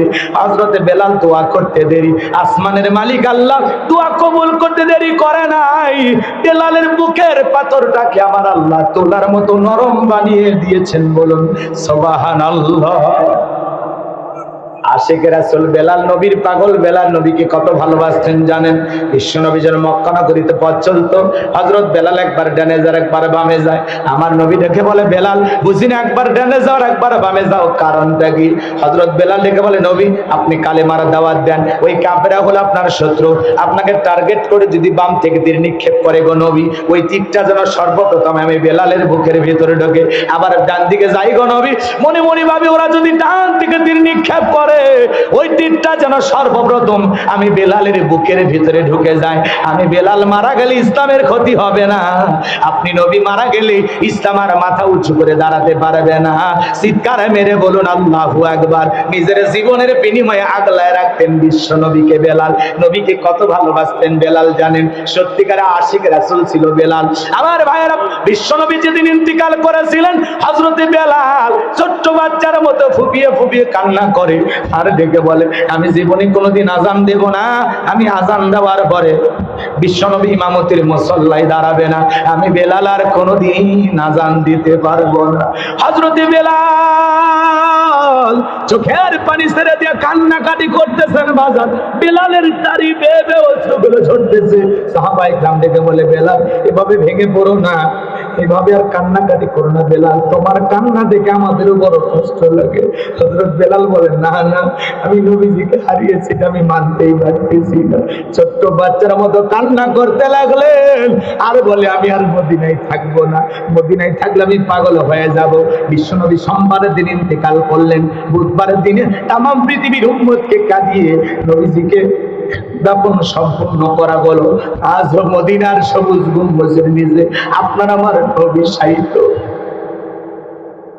নবীজির রওজার পাশে দাঁড়িয়ে সালাম দেওয়ার কি যে ভালোবাসা, কি যে ভালো লাগা, ভাষায় প্রকাশ করা যাবে না বাজান গো আমার। হযরতে বেলাল বিশ্ব নবীকে দাফন করার শেষ হয়ে যাওয়ার পরে মদিনা ছেড়ে চলে গেল। 6টা মাস হয়ে গেল বেলাল মদিনায় আসে না। নবীজি ঘুমের ঘরে হযরত বেলালকে স্বপ্নে ডেকে বলে, বেলাল, কত মানুষ দূর দূরান্ত থেকে আইসা আমি নবীর কবরের পাশে দাঁড়ায় সালাম দেয়, এ বেলাল আয় আয়, একবার মদিনায় আইসা আমি নবীর কবরের পাশে দাঁড়ায় সালাম দিয়ে যারা। বেলাল, হযরত বেলাল নবীকে 6 মাস পরে স্বপ্নে দেখার পরে আর দেরি করলেন না, পরের দিন মদিনায় চলে আসলেন। ছোট ছোট বাচ্চারা পর্যন্ত বেলালের কথা শুনে ভিড় জমাইছে। সাহাবায়ে কেরাম দৌড়ে দৌড়ে আসলেন, সবাই ডেকে বলে, বেলাল একবার আজান দাও, কতদিন হয়ে গেল তোমার কণ্ঠে আমরা আজান শুনতে পাই না। হযরত বেলাল ডেকে বলে, আমি আজান দেওয়ার পরে বিশ্বনবী ইমামতির মুসল্লায় দাঁড়াবে না, আমি বেলাল আর কোনোদিন আজান দেব না। নবীর নাতি হাসান আর হুসাইন দুইটা ভাই যখন দুইটা হাত ধরেছে, হযরতে হুসাইন বেলালের হাতটা ধরে বলে, নানু ভাই, নানাও চলে গেছে, তুমি আমাদেরকে ছেড়ে চলে গেছো। ও নানু ভাই, কতদিন হয়ে গেল নানু ভাই, তোমার কণ্ঠে আজান শুনতে পাই না। হুসাইন যখন হাতটা ধরে কেঁদে কেঁদে বলে, নানু ভাই, ও নানু ভাই, দাও না একবার আজান দাও, আমি হুসাইন তোমার আজানটা শুনতে চাই। হযরত বেলাল তাকায়া দেখে, মনে হয় হুসাইনের চেহারার উপরে বিশ্বনবীর চেহারা মোবারক ভেসে উঠেছে। মনে হয় মদিনা নবী ডাইকা বলে, বেলাল, বেলা একবার আজান দে, আমি নবীও কতদিন হয়ে গেল তোর কণ্ঠে আজান শুনতে পাই না। হযরত বেলালের হাতটা ধরে হুসাইন যখন নানু ভাই বলে ডাকে যায়, হুসাইনের চোখের পানি বেলাল আর সহ্য করতে পারলেন না। হযরতে বেলাল 6 মাস পরে আইসা মদিনাতে আবার আজান দিলেন, বলুন আল্লাহু আকবার। ঘটনা অনেক লম্বা, আমি ওইদিকে যাব না বাজান। বেলালের উপর নির্যাতন জুলুমের খবর বিশ্বনবীর কান মোবারক পর্যন্ত যখন পৌঁছে গেল, আমার নবী ডেকে বলে, আবু বকর, ও আবু বকর, বেলালের নির্যাতন জুলুমের কষ্টের কথা আমার সহ্য হয় না, যাও যাও, তুমি আমার বেলালের জন্য একটা কিছু করো। হযরত আবু বকর সিদ্দিক রাদিয়াল্লাহু তাআলা আনহু কয়েক গুণ দাম বেশি দিয়া গোলামীর জীবন থেকে হযরত বেলালকে আজাদ করলেন, মুক্ত করলেন। বলুন আল্লাহু আকবার। আমার ভাইয়েরা, এই যখন ইসলামের অবস্থা, একদিকে সন্তান হারানোর ব্যথা, অন্যদিকে সাহাবায়ে কেরামদের উপর নির্যাতন জুলুম, এই জন্য নবীজির মনটা ভীষণ খারাপ, চোখের কোনা দিয়ে অশ্রু ঝরতেছে। নবীর যখন মন খারাপ, নবীকে সান্ত্বনা দেওয়ার দায়িত্ব কার? একটু জোরে ডাক দেন, আর একটু জোরে ডাক দেন। আমার ভাইয়েরা, আমার আল্লাহ ডেকে বলে, জিবরাইল, আমার বন্ধুর মা নাই, বাবা নাই, আমি ছাড়া আমার বন্ধুর কেউ নাই রে জিবরাইল। আমার বন্ধুর মনটা হয়েছে ভারী, আমি আল্লাহ সইতে নাহি পারি। লাহু মাহফুজ থেকে সূরা কাউসার নিয়ে যায় আমার বন্ধুর উপরে নাজিল কর তাড়াতাড়ি। বলেন আল্লাহু আকবার। আমার নবী ডেকে বলে, আনাস, আমার মনটা কেন খারাপ তোমরা জানো, কিন্তু আমার মুস্কি হাসি দেওয়ার কারণ হলো এই মাত্র আসমান থেকে জিবরাইল এসে আমার উপরে সূরা কাউসার নাজিল করলো। বিশ্ব নবী তখন সাহাবায়ে কেরামদের সামনে তেলাওয়াত করে শুনিয়ে দিলেন। আমার আল্লাহ রাব্বুল আলামিন বলেন, ইন্না আ'তাইনাকাল কাউসার ফাসাল্লি লিরাব্বিকা ওয়ানহার ইন্না শানিয়াকা হুয়াল আবতার। আল্লাহু আকবার। খারাপ লাগে? এবার চলেন বাজান গো আমার, কষ্ট আপনাদেরকে দিতে চাই না। আল্লাহ তাআলা 1 নম্বর আয়াতে জানিয়ে দিলেন, ইন্না আ'তাইনাকাল কাউসার। আল্লাহু আকবার। আল্লাহ রাব্বুল আলামিন বলেন, নিশ্চয়ই আমি আল্লাহ পাক আপনাকে হাউজে কাউসার দান করেছি। ইন্না আ'তাইনাকাল কাউসার, নিশ্চয়ই আমি আল্লাহ পাক আপনাকে হাউজে কাউসার দান করেছি। এই পৃথিবীর অন্য কোন নবী রাসূলকে আল্লাহ পাক হাউজে কাউসার দান করেন নাই। আপনার আমার নবীকে আল্লাহ পাক হাউজে কাউসার গিফট করেছেন, হাউজে কাউসার দান করেছেন। এই হাউজে কাউসারের পানি মধুর চাইতে মিষ্টি, দুধের মতো সাদা, পানির চেয়ে ক্লিয়ার। ওই কঠিন কিয়ামতের ময়দানে আমার ভাইয়েরা গভীর মনোযোগ দিয়ে শুনবেন, কিয়ামত দিবস যেদিন কায়েম হয়ে যাবে, মানুষের জিহ্বা যেদিন চলে আসবে নাভি পর্যন্ত, আমার ভাইয়েরা জমিন যেদিন হবে তামার জমিন, সূর্যটা সোহাগ মাথার উপরে চলে আসবে। যেদিন মা তার সন্তানের পরিচয় দিবে না, স্বামী স্ত্রীর পরিচয় দিবে না, ভাই ভাইয়ের পরিচয় দিবে না, সেদিন আল্লাহর আরশের ছায়া ছাড়ার কোনো ছায়া থাকবে না। এই ছায়ার ভিতরে শাস্তির মানুষকে আল্লাহ স্পেশাল ভাবে ছায়া দান করবেন। সেই স্পেশাল ইমানদার বান্দারা আল্লাহর আরশের নিচে ছায়া পাইয়া তারা কিয়ামতের ফাইনাল খেলা উপভোগ করবে। বলেন আল্লাহু আকবার। আমার ভাইয়েরা কিয়ামতের একদিন, বিচার দিবসের একদিন হবে 50,000 বছরের সমান। ওই কঠিন কিয়ামতের ময়দানে রাসূলের হাতে এক পেলা হাউজে কাউসারের পানি যদি কেউ পান করতে পারে, জান্নাতে ঢোকা পর্যন্ত তার আর তৃষ্ণা লাগবে না। বলুন সুবহানাল্লাহ। নবীজির হাতে এক পেলা করে হাউজে কাউসারের পানি কারা কারা পান করতে চান? দুই হাত তুলে আমার আল্লাহকে একটা বার দেখান। আল্লাহ পাক আমাদের সবাইকে রাসূলের হাতে এক পেলা করে হাউজে কাউসারের পানি পান করার তৌফিক দান করুন। জোরে বলুন আমিন। আল্লাহ আমাদেরকে সবাইকে কবুল করুন। জোরে বলেন আমিন। রাসূলের হাতে এক পেলা করে হাউজে কাউসারের পানি পান করার সৌভাগ্যবান ব্যক্তি হিসাবে আল্লাহ যেন প্রত্যেককে কবুল করে নেন। জোরে বলেন, আর একটু জোরে বলেন না আমিন। হাত নামান। রাসূল পিয়ালা নিয়ে দাঁড়িয়ে আছেন, ভাবা যায়। এদিক খেয়াল করে, হযরত আবু বকর সিদ্দিক রাদিয়াল্লাহু তাআলা পিয়ালাগুলো ভরায় দিবেন, মাঝখানে দাঁড়িয়ে থাকবেন হযরত ওমর। হযরত ওমর আবু বকরের হাত থেকে নিয়ে বিশ্বনবীর হাতে দিবেন, আর নবীজি তার আদরের উম্মতদেরকে খুঁজে খুঁজে হাউজে কাউসারের পানি পান করাবেন। রাসূলকে দেখা হবে, আবার রাসূলের হাতে এক পেলা হাউজে কাউসারের পানি পান করা হবে। আহ, কি দৃশ্য! কথা বলে না, কত মধুর একটা দৃশ্য। আমি নবীকে নিজের চোখে দেখব, রাসূলের হাতের পিয়ালা নিয়ে আমি পান করব। এতদূর পর্যন্ত যদি যেতে চান, একটু কি আমল করা লাগবে না? পানি চাইলেন আর পাইলেন, অতই সহজ। কথা কয় না। আমি আপনাদের এলাকায় আসলাম, আসার পরে একটা ছেলের হাতে কিছু চকলেট দিলাম, দিয়ে বললাম, ভাতিজা আমার জন্য এক বদ্দা পানি নিয়ে আসো, আমি একটু উজু বানাবো। ওই ছেলেটা চকলেট পায়ে মারছে দৌড়, মাঝপথে আসার খাইয়ে পড়ে গেছে, হাঁটু ছিলে গেছে, রক্ত বের হয়েছে, কিন্তু চকলেট থাকার কারণে উঠে দাঁড়াইছে। দাঁড়াইয়া বদনা বইরা আমার সামনে হাজির। আমি তখন বললাম, বাবা এই পানিটা আনতে গিয়ে তোমার কষ্ট হয়েছে, মাঝপথে পড়ে গেছো, আচার খাইছো, ব্যথাও পাইছে। তখন এই চকলেট থাকার খুশির কারণে বলতেছে, আমি এরকম কত পড়ে যাই, আমার কিছুই হয় না।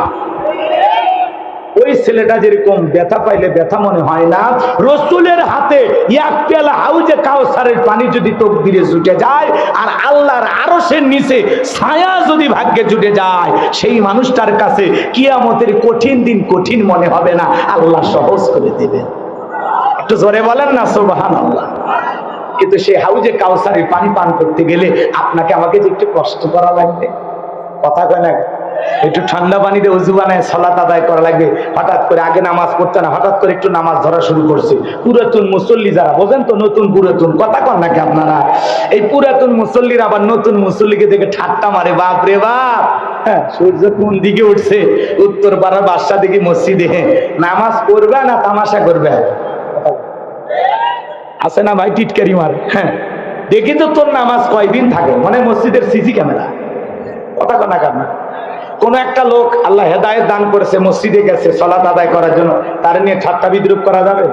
তার জন্য দিল থেকে দোয়া করেন যে বাদশা ভাই তোমার জন্য দোয়া করি, তুমি মসজিদে আসছো দেখে দিলটা ভরে গেছে, আল্লাহর কাছে দোয়া করি মৃত্যু পর্যন্ত যেন আল্লাহ পাক তোমাকে 5 ওয়াক্ত সালাত আদায় করার তৌফিক দান করেন। জোরে বলেন আমিন। এই দোয়া করা লাগবে যে ভাই মৃত্যু পর্যন্ত তুমি সালাত আদায় করো। পারলে নতুন মুসল্লিকে নিয়ে যে একটু চা খান, গল্প করেন, কথা বল। আমরা তা না করে টিটকারি মারি, দাওয়াত দিয়ে তো 5 জনকে মসজিদে ঢুকাইতে পারেন না, আবার বেকার দ্বারা কথা বলে মানুষকে কেন কষ্ট দেন? ভালো হয়ে যান, কিন্তু মাথা গরম করাই না। হ্যাঁ, ভালো হয়ে যান। অনেকে দেখবেন নতুন নতুন 2-4 জন নামাজ দেখি তোর নামাজ কয়দিন থাকে, হ্যাঁ, কথা কন না কেন? যুবক বয়সে একটু দাঁড়িয়ে রাখছে, তারই নিয়ে সমালোচনা করে। কথা কন না কে আপনারা?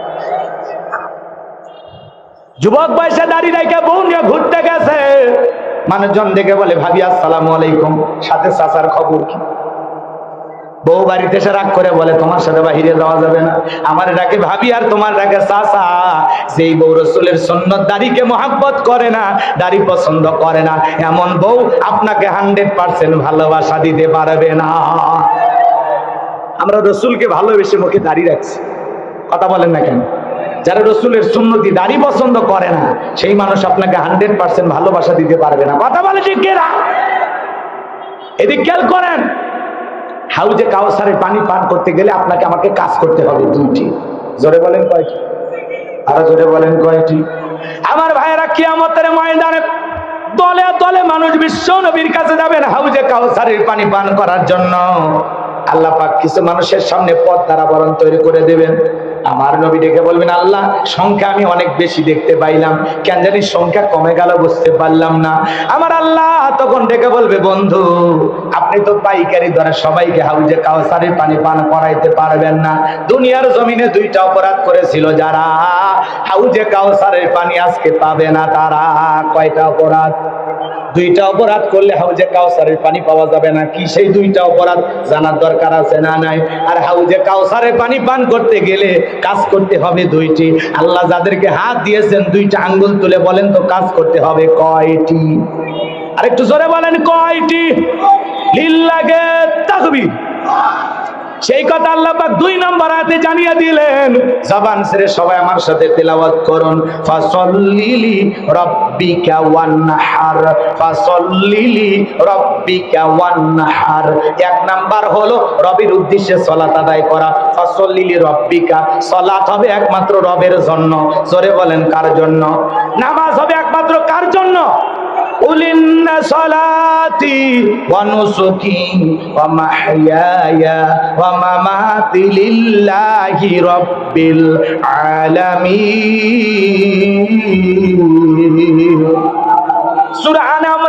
সূরা আনাম আয়াত নাম্বার 162। আল্লাহ তাআলা জানিয়ে দিলেন, নবীজি আপনি বলুন, আমার নামাজ, আমার কুরবানি, আমার জীবন, আমার মরণ লিল্লাহি রাব্বিল আলামিন, আসমান জমিনের প্রতিপালকের জন্য। তাহলে মুমিন জীবনের সব ইবাদত হবে একমাত্র আল্লাহ তাআলাকে রাজি খুশি করার জন্য। কথা বলেন ঠিক কি না? তাহলে ফাসাল্লি লিরাব্বিকা ওয়ানহার, 1 নাম্বার রবের উদ্দেশ্যে সালাত আদায় করা। ফাসাল্লি লিরাব্বিকা, রবের উদ্দেশ্যে সালাত। নামাজ হবে একমাত্র কার জন্য? আরো জোরে বলেন কার জন্য? আমার ভাইয়েরা, নামাজ যদি আল্লাহ তাআলার জন্য হয় তাহলে গভীর মনোযোগ দিয়ে শোনেন, সালাত সালাতের মতো আদায় করা লাগবে।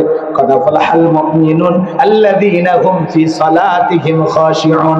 অবশ্যই মুমিনেরা সফল যারা নিজেদের সালাত বিনয়ের সহিত, নম্রতার সহিত আল্লাহর ভয় নিয়ে আদায় করে। আপনি আমি যখন সালাত আদায় করব, অন্তরে ভয় থাকতে হবে কার? আর একটু জোরে বলেন কার? নামাজ যদি নামাজের মতো আদায় করতে পারেন, আল্লাহ রাব্বুল আলামিন বলেন, ফালিয়াবুদু রাব্ব হাযাল বাইত আল্লাযী আত'আমাহুম মিন জু' ওয়া আমানাহুম মিন খাউফ। আল্লাহ তাআলা বলেন, এই ঘরের মালিকের ইবাদত করো। ইবাদত যদি ইবাদতের মতো হয়, বান্দা নামাজ যদি নামাজের মতো আদায় করতে পারো, যে বান্দা 5 ওয়াক্ত সালাতে মাথা নত করে আমি আল্লাহকে সিজদা দেবে, বান্দা তোমার সিজদা যদি সিজদার মতো হয়, নামাজ যদি নামাজের মতো হয়, আমি আল্লাহ তোমাকে না খাওয়ায় রাখবো না। আমি আল্লাহ তোমাকে 2টা জিনিস দেব। 1 নাম্বার, আমি আল্লাহ রিজিকের ব্যবস্থা করব। যে বান্দা নামাজের মতো নামাজ আদায় করবে, সেই বান্দার জন্য রিজিকের ব্যবস্থা করবেন কে? আপনাদের এলাকায় রাতের বেলা একটা প্রাণী বের হয়, কুহু কয়া চিল্লায়। ওর নাম কি? শিয়াল পণ্ডিত। শিয়ালের নামে কি? গঙ্গাচড়া বাজারে ভাতের হোটেল আছে, মুরগির হোটেল আছে, কোন ব্যাংকে টাকা জমানো আছে, ওরে খাওয়াই কে? সকালবেলা একটা পাখি খালি পেটে নিট থেকে বের হয়ে যায়, সন্ধ্যাবেলায় ওই পাখির পেট ভরে বাসায় ফেরত পাঠান তিনি কে? আল্লাহ যদি একটা পাখিকে খাওয়ায়, আল্লাহর এত সৃষ্টির মাখলুককে খাওয়ায়, আল্লাহ কি আপনাকে আমাকে খাওয়াবেন না? আল্লাহ বলেন, কুনতুম খায়রা উম্মাতিন উখরিজাত লিন-নাস। তোমাদেরকে আমি উত্তম জাতি বানাইছি, ভিআইপি বানাইছি, মর্যাদার আসনে বসাইছি। আল্লাহ পাক আপনাকে আমাকে সৃষ্টির সেরা আশরাফুল মাখলুকাত বানাইছেন। সে আল্লাহ বলতেছে, বান্দা নামাজ যদি নামাজের মতো হয়, 1 নাম্বার আমি আল্লাহ রিজিকের ব্যবস্থা করব। বলেন তো বাজান, রিজিক দেওয়ার একমাত্র মালিক কে? ওয়া মা মিন দাব্বাতিন ফিল আরদি ইল্লা আলাল্লাহি রিজকুহা। আল্লাহ বলেন, পৃথিবীতে এমন কোন বিচরণশীল প্রাণী নাই যার রিজিকের ব্যবস্থা আমি আল্লাহ আসমান থেকে করি না। ওই আটলান্টিক মহাসমুদ্রের 33,000 ফিট গভীরতার পানির নিচে থাকা ছোট্ট একটা প্রাণী, তার রিজিকের ব্যবস্থাও আমি আল্লাহ আসমান থেকে করি। চিৎকার মেরে বলুন আল্লাহু আকবার। তাহলে নামাজের মতো আদায় করলে রিজিক দিবেন কে? আল্লাহ 2 নাম্বার বলে, বান্দা নামাজ যদি নামাজের মতো হয়, নামাজ যদি নামাজের মতো পড়তে পারো, নামাজ যদি নামাজের মতো আদায় করতে পারো, আমি আল্লাহ তোমাদেরকে ভয় থেকে নিরাপত্তা দেব। আমাদের ভিতরে ভয় আছে না নাই? মেয়েটা কলেজে গেল একা একা ফিরবে নাকি জামাই সাথে নিয়ে ফিরবে, ভয় আছে না নাই? মেয়েটা স্কুলে গেল ভালোভাবে ফিরবে নাকি কারো লালসার শিকার হবে, ভয় আছে না নাই? আপনি বিকাশের দোকানদার, 2 লাখ টাকা নিয়ে গঙ্গাচড়া বাজার থেকে বেতগাড়িতে আসবেন, মনে মনে ভাবতেছেন, আল্লাহ টাকা নিয়ে বাড়ি পর্যন্ত যাইতে পারবো নাকি ছিনতাইকারী ডাকাতের কবলে পড়বো? আপনার আমার অন্তরের ভিতরে ভয় আছে না না? আজকে সমাজে বলেন তো বাজান, ভয় আসে না নাই? বাড়ির ভিতরে মহিলা মানুষ বসবাস করে, সেখানে পর্যন্ত মহিলাকে খুন করে যায়। আপনারা জানেন বগুড়ার একটা আলোচিত হত্যাকাণ্ড, অনেকে শুনেছেন, ছেলে মাকে হত্যা করে ডিপ ফ্রিজে রেখে দিয়েছে। র্যাবের ভাইরা ব্রিফিং করেছিল, আমরাও ভেবে নিয়েছিলাম হয়তোবা ঘটনা সত্যিও হতে পারে, কিন্তু মানুষের হৃদয়ে ব্যথা দিয়েছিল যে না, মাকে সন্তান হয়ে কিভাবে হত্যা করলো, এটা অনেকেই মানতে পারে নাই। সবাই বলেছে, মা এ কেমন পাষণ্ড সন্তান জন্ম দিলি যে তোমার হত্যা করলো। আমরা মনে করেছিলাম ছেলেটা নাকি অনলাইনে জুয়া খেলে, 500 টাকার জন্য মার সাথে ঝগড়া করে মাকে নাকি হত্যা করেছে। সেই হত্যাকাণ্ডের মোড় নতুন ভাবে ঘুরে দাঁড়িয়েছে। আমার ভাইরা, র্যাবের ভাইরা তদন্ত করে ওই কথা বলেছিলেন। এখন শোনা যায় র্যাবের ভাইরা ছেলেটারে পিটাইয়া জোর করে নাকি এই কথাটা বলতে বাধ্য করেছিলেন। এইবার পুলিশ যখন সেই ছেলেটাকে রিমান্ডে নিয়েছে, একজন আলেমের ছেলে, সে নিজেও মাদ্রাসায় পড়ে, আলিমের একজন ছাত্র। আমার ভাইরা, সেই ছাত্রকে যখন রিমান্ডে নিয়ে জিজ্ঞাসা করা হয়েছে, এইবার পুলিশের কাছে নতুন তথ্য এতে বলেছে, না না, আমি আমার মাকে হত্যা করি না। পুলিশ টেনশনে পড়ে গেল, তাহলে হত্যা করলো কে? এই হুজুরের বাড়িতে, আলেমের বাড়িতে, বগুড়া দশাসিয়ার ঘটনা বাজান। এইবার সবাই চিন্তা করলো, তাহলে হত্যা করলো কে? তার বাড়িতে ভাড়াটিয়া থাকতো একজন মহিলা, সে অনৈতিক কাজ করতো। হুজুরের বউ, যে মহিলাটাকে হত্যা করা হয়েছে, উম্মে সালমা, সে বলেছে, খবরদার আমার বাসায় থাকলে অনৈতিক কোনো কাজ করা যাবে না, তোমার মতি গতি ভালো না, চাল চলন ভালো লাগে না, ভাড়া দেওয়া লাগবে না, তুমি আমার বাড়ি ছেড়ে দাও। এই কথাই রাগান্বিত হয়ে গেল। মাঝে মাঝে বলে, আপনাকে দেখে নেব, আমি খারাপ মহিলা, আপনি আমারে খারাপ বলেন, আমি আপনাকে দেখে নেব। এই কথা বলে বাজান গমায়, সেই যেই মহিলাটা ভাড়া থাকতো, ওই ভাড়াটিয়া মহিলা 2 জন পুরুষকে কন্টাক্ট করে নিয়ে আসা। আরে আল্লাহর বান্দি রান্নাঘরে রান্না করতেছিল, এই মহিলা যায় মুখের ভেতরে স্প্রে মেরে দিয়েছে বাজান গমা, যার কারণে অজ্ঞান হয়ে পড়ে গেছে। এইবার পূর্বের পরিকল্পিত যেই ঘটনা, যেই 2 জন লোক তার সহযোদ্ধা ছিল, যারা তার সাথে মাদকের ব্যবসা করত, তাদেরকে ডাক দিল। ডাক দেওয়ার পরে তারা 2 জন এসে এই 3 জন মিলে হত্যাকাণ্ড করে, আমার ভাইয়েরা, মেয়েটার মৃত্যু নিশ্চিত করার জন্য তারা নিজেরাই ডিপ ফ্রিজে রেখে, ওই মহিলা যেহেতু ভাড়াটিয়া, তার কাছে তালা চাবি ছিল, সে আবার তালা মেরে চলে গেছে। আর এই ছেলেটা বাড়িতে আসার কারণে ডাকাতির নাটকের ঘটনা ঘটাইয়া এই ছেলেটাকে অপরাধী বানানো হয়েছিল। আসলে বগুড়ায় যেই ছেলেটাকে মায়ের খুনি বা স্বামী বলা হয়েছে, এই ছেলেটা এখন যে খুনি এটা প্রমাণিত নয়, খুন করেছে সেই মহিলা, ওই বাড়িতে ভাড়াটিয়া থাকতো আর একটা মহিলা। ওই জন্য বাজান গো আমার, যে কোনো ঘটনা বুঝে শুনে কথা বলতে হবে। কথা বলেন ঠিক কিনা? র্যাবের ভাইদের উপরে মানুষের বিশ্বাস আছে, তারা যদি এইভাবে ভুলভাল তদন্ত করে, জাতির মানুষ তাদের উপরে বিশ্বাস হারিয়ে ফেলবে। পুলিশের ভাইদেরকে ধন্যবাদ সত্য তুলে ধরার জন্য। আমার ভাইরা, যেই মহিলাটাকে হত্যা করা হয়েছে, তার স্বামী একজন আলেম সুনামধন্য বক্তা। সে বলতেছে আমি চেয়েছিলাম যেই অপরাধী হোক আসল আসামি যেন গ্রেপ্তার হয়। আমি কখনো ভাবি না আমার ছেলে এই কাজ করতে পারে। ছোটবেলা থেকে আমার ছেলে মাদ্রাসায় পড়ে, আমি বাবা হয়ে মানতে পারি নাই। এখন তো ঘটনা প্রমাণিত হয়ে গেল, র্যাবের লোকেরা জোর করে আমার ছেলের মুখ দিয়ে জবানবন্দি নিয়েছিল। এখন সত্য প্রকাশ পেয়েছে, আমার কলিজার টুকরা ছেলে তার মাকে হত্যা করে নাই, তার মাকে হত্যা করেছে ওই বাড়িতে ভাড়া থাকা আর একটা মহিলা, যে অবৈধ কাজ করত, অনৈতিক কাজ করত, মাদকের ব্যবসা করত। আমরা চাই এই হত্যাকাণ্ডের সাথে যারা জড়িত তাদেরকে ফাঁসিয়ে দিতে হবে। তাম দুনিয়ার মানুষ জানলো কেমন সন্তান যে মাকে হত্যা করে ডিপ ফ্রিজে রাখলো 500 টাকার জন্য। আরে ঘটনা ঘটছে কি আর ঘটাইছে কি? এই জন্য বাজান তদন্ত সঠিকভাবে হওয়ার দরকার আছে না নাই? রেবের ভাইদেরকে বলবো যে কোনো কাজ বুঝে শুনে করবেন, মানুষকে জোর করে হুমকি ধমকি দেওয়া, সত্যটা বের করার চেষ্টা করবে, তাহলে মানুষ আপনাদেরকে ধন্যবাদ দেবে। ভুলভাল মিডিয়াতে প্রচার করবেন, মানুষ আপনাদেরকে ঘৃণা করবে। কথা বলেন ঠিক না? রাগ করতেছেন নাকি আপনারা? কেন এই ছেলেটাকে জোর করে পিটাইয়া তার মধ্যে এই কথাগুলো স্বীকার করা হলো? এর পিছনে কারণ কি? সত্য উন্মোচন হওয়ার দরকার আছে না? জোরে বল দরকার আছে না নাই? চিন্তা করেন, মানুষ হয়ে মানুষকে হত্যা করে ডিপ ফ্রিজের ভিতরে রাখছে। একজন মহিলা হয়ে আর একজন মহিলাকে হত্যা করে ডিপ ফ্রিজে রেখে দিয়েছে। আমরা চাই এই মহিলাকে ফাঁসি দিয়ে মারতে হবে। কথা বলে ঠিক না? এত বড় সাহস! একজন আলেমের স্ত্রীকে হত্যা করেছে। কি জাতির মানুষের ভুল ভেঙে গেল? আহারে, আমরা তো অবাক হয়ে গেছি। ছেলে হত্যা করেছে, সে রহস্য উন্মোচন হয়ে গেল। ছেলে হত্যা করে না, হত্যা করেছে তারই বাড়িতে ভাড়া থাকতো আর একটা মেয়ে, সেই মহিলা হত্যা করেছে। কথা বলে ঠিক না? আমার ভাইয়েরা মন খারাপ করতেছেন মনে হয়।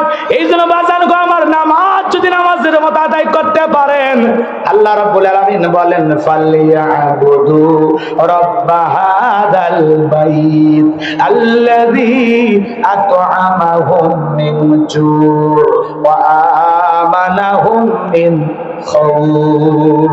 আল্লাহ বলেন ইবাদত, এদিকে খেয়াল করেন, আল্লাহ রাব্বুল আলামিন বলেন এই ঘরের মালিকের ইবাদত করো। ইবাদত যদি ইবাদতের মতো করতে পারো, আমি আল্লাহ দুইটা জিনিস দেব। 1 নাম্বার রিজিকের ব্যবস্থা করব, আর 2 নাম্বার সকল ভয় থেকে নিরাপত্তা দেব। তাহলে রিজিক দেওয়ার মালিককে, নিরাপত্তা দেওয়ার মালিককে, তাহলে সে আল্লাহর গোলামি করা দরকার আছে না নাই? 5 ওয়াক্ত সালাত, এটা নফল না ফরজ? একটু জোরে বলেন। এমন কোন মুসলমান আছে যে জানে না 5 ওয়াক্ত সালাত ফরজ? প্রত্যেকটা মুসলমান আপনি আমি জানি 5 ওয়াক্ত সালাত আদায় করা ফরজ। এটা রবের বাধ্যতামূলক ওয়াদার।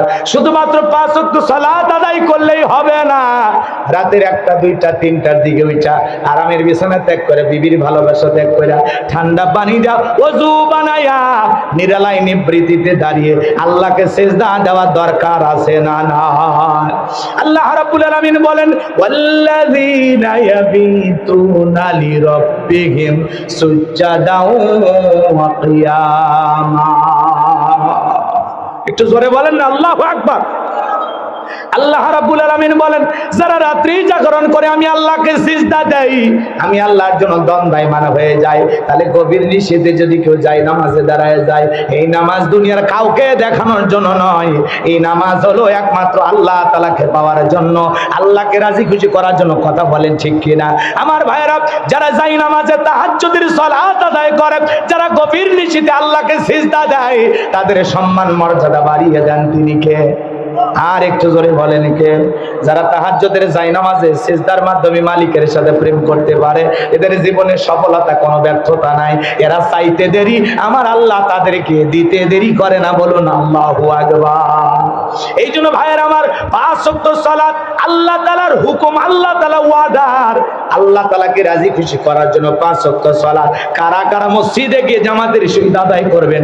2 হাত তুলে আমার মালিককে একবার দেখা। আল্লাহ আমাদের সবাইকে 5 ওয়াক্ত সালাত মসজিদে গিয়ে জামাতের সহিত আদায় করার তৌফিক দান করুন। জোরে বলুন আমিন। আর একটু জোরে বলেন আমিন।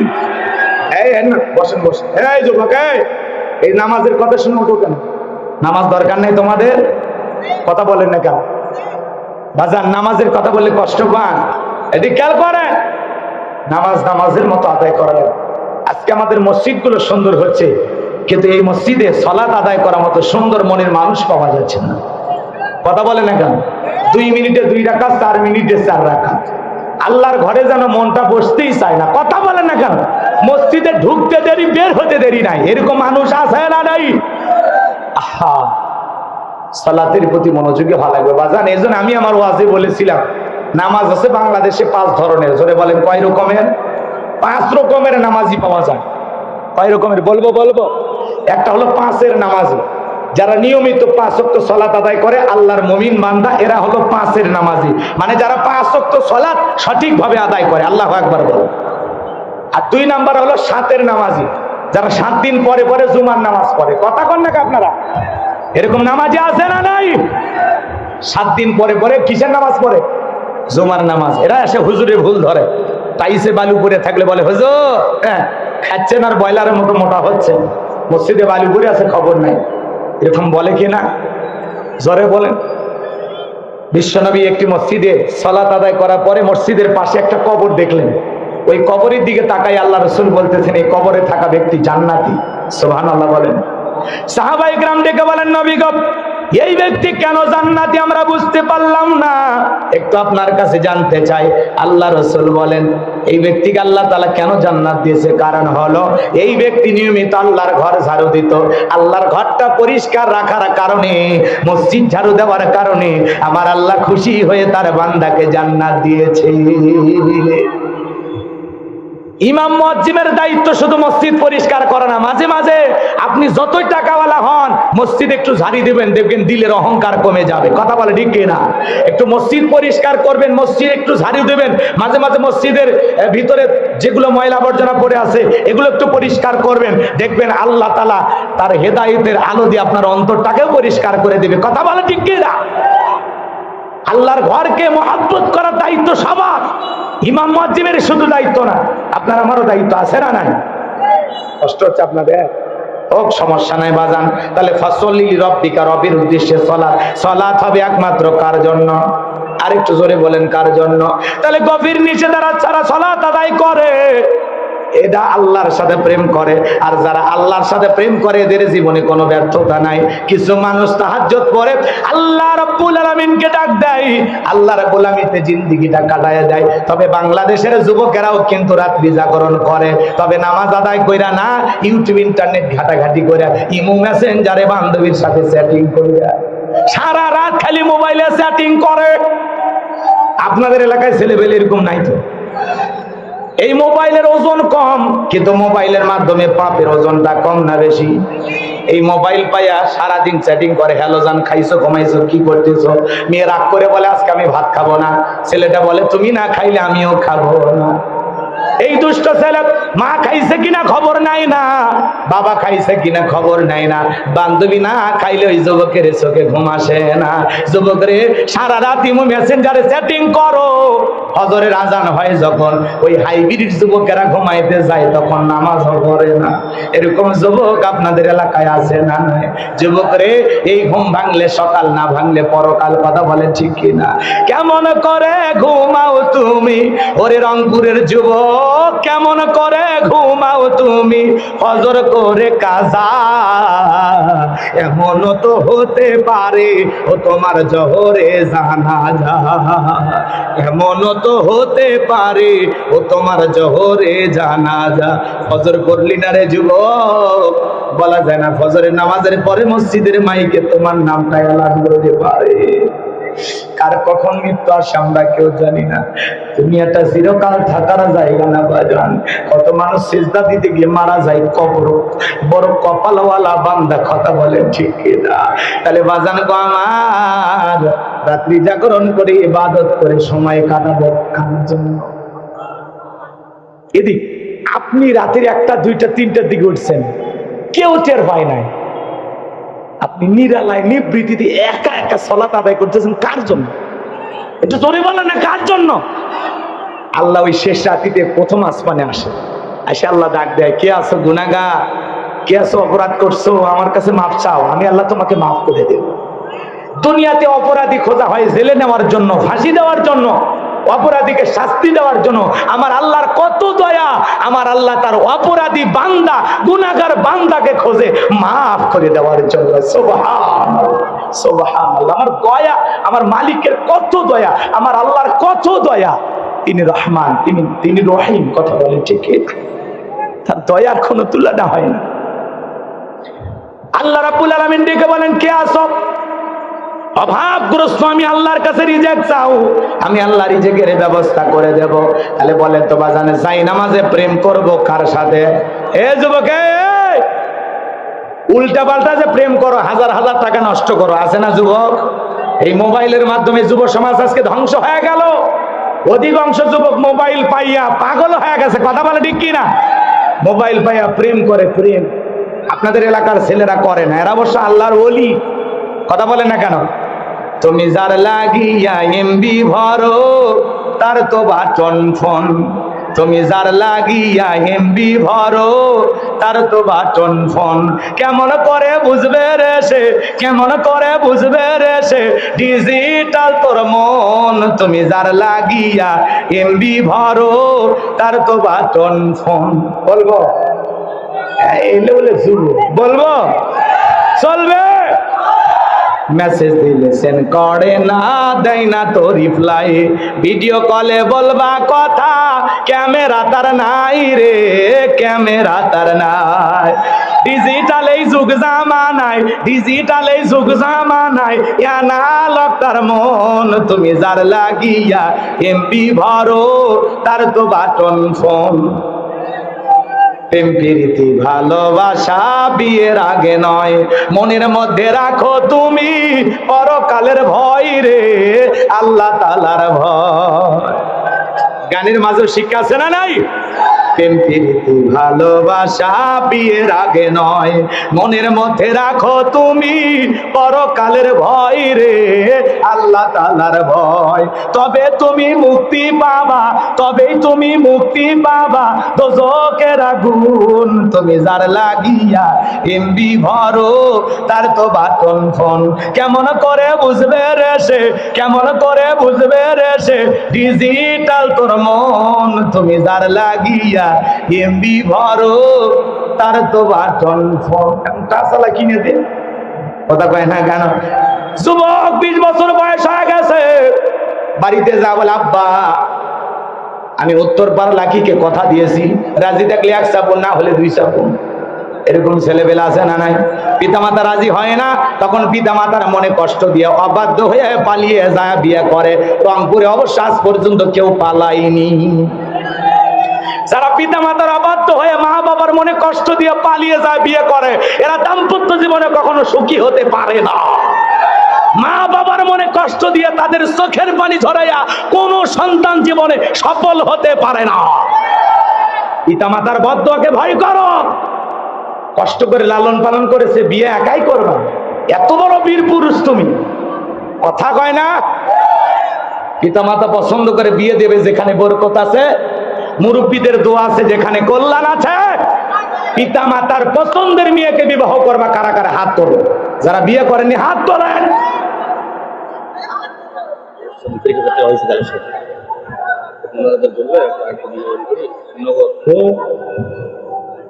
কষ্ট হচ্ছে আপনাদের? বিরক্ত হচ্ছেন আমার কথায়? হাত নামা, হাত নামান। ওই যে এক চাচাও হাত তুলতে চাইছিল। আপনার এই বয়সে রিস্ক নেওয়ার দরকার নেই। থামেন থামেন। এই যে বাবা যে বসে, এই মুরব্বী, ওই যে আর এক মুরব্বী দেখেন, এই ছেলেবেলে, এই মাদ্রাসার বাচ্চারা একটু বসো। এই আর কয়েক মিনিট হয়ে গেছে, কষ্ট হচ্ছে আপনাদের? লিল্লাহে তাকবীর। আল্লাহ কি বলেন? ফাসাল্লি লিরাব্বিকা ওয়ানহার। 1 নাম্বার রবের উদ্দেশ্যে সালাত। সালাত হবে একমাত্র কার জন্য? এরপরে আল্লাহ বলতেছেন ওয়ানহার মানে কুরবানি করা, নিজের আমিত্বকে কুরবানি করা, অহংকারকে কুরবানি করা, নিজের ভিতরে থাকা পশু সুলভ আচরণকে কুরবানি করা। কুরবানি করা মানে খালি গরু ছাগল জবাই করা না, নিজের জীবনের সবকিছু কুরবানি হবে একমাত্র কার জন্য? আমরা কি করি? 7 জন গরু একটা ভাগে কিনি, 4 জন দড়ি ধরে টানে, পিছন থেকে 3 জন ঠেলে। এমন একটা দুর্বল গাভী কেনে যেই গরুর উপরে বয়স্ক ভাতা ওয়াজিব। শরীরের সবগুলো হাত দেখা যায়, কুরবানির স্থান পর্যন্ত হাঁটে যাওয়ার শক্তি নাই, কোলে করে নিয়ে যায়। হুজুর বলে ভাই এরকম দুর্বল গাভী জবাই করলে হবে না। বলে হুজুর ওপরে হাত দেখা গেলে ভিতরে গোস্ত ছেদ করা, ওই রকম দুর্বল গাভী জবাই করলে গোস্ত টান দিবেন গঙ্গা ধরা, চলে যাবে মডার্ন মোড়। গোস্ত খালি স্পিন করে, সাবান যায় না, ওটা কিলিয়ে খাওয়া লাগে। কথা কন ওরকম গোস্ত আমি একবার মাহফিলে পাইছিলাম ভাই, এতই চেষ্টা করতেছি, পুরো মুখ নাকে শেষ, তাও খাওয়া গেল না।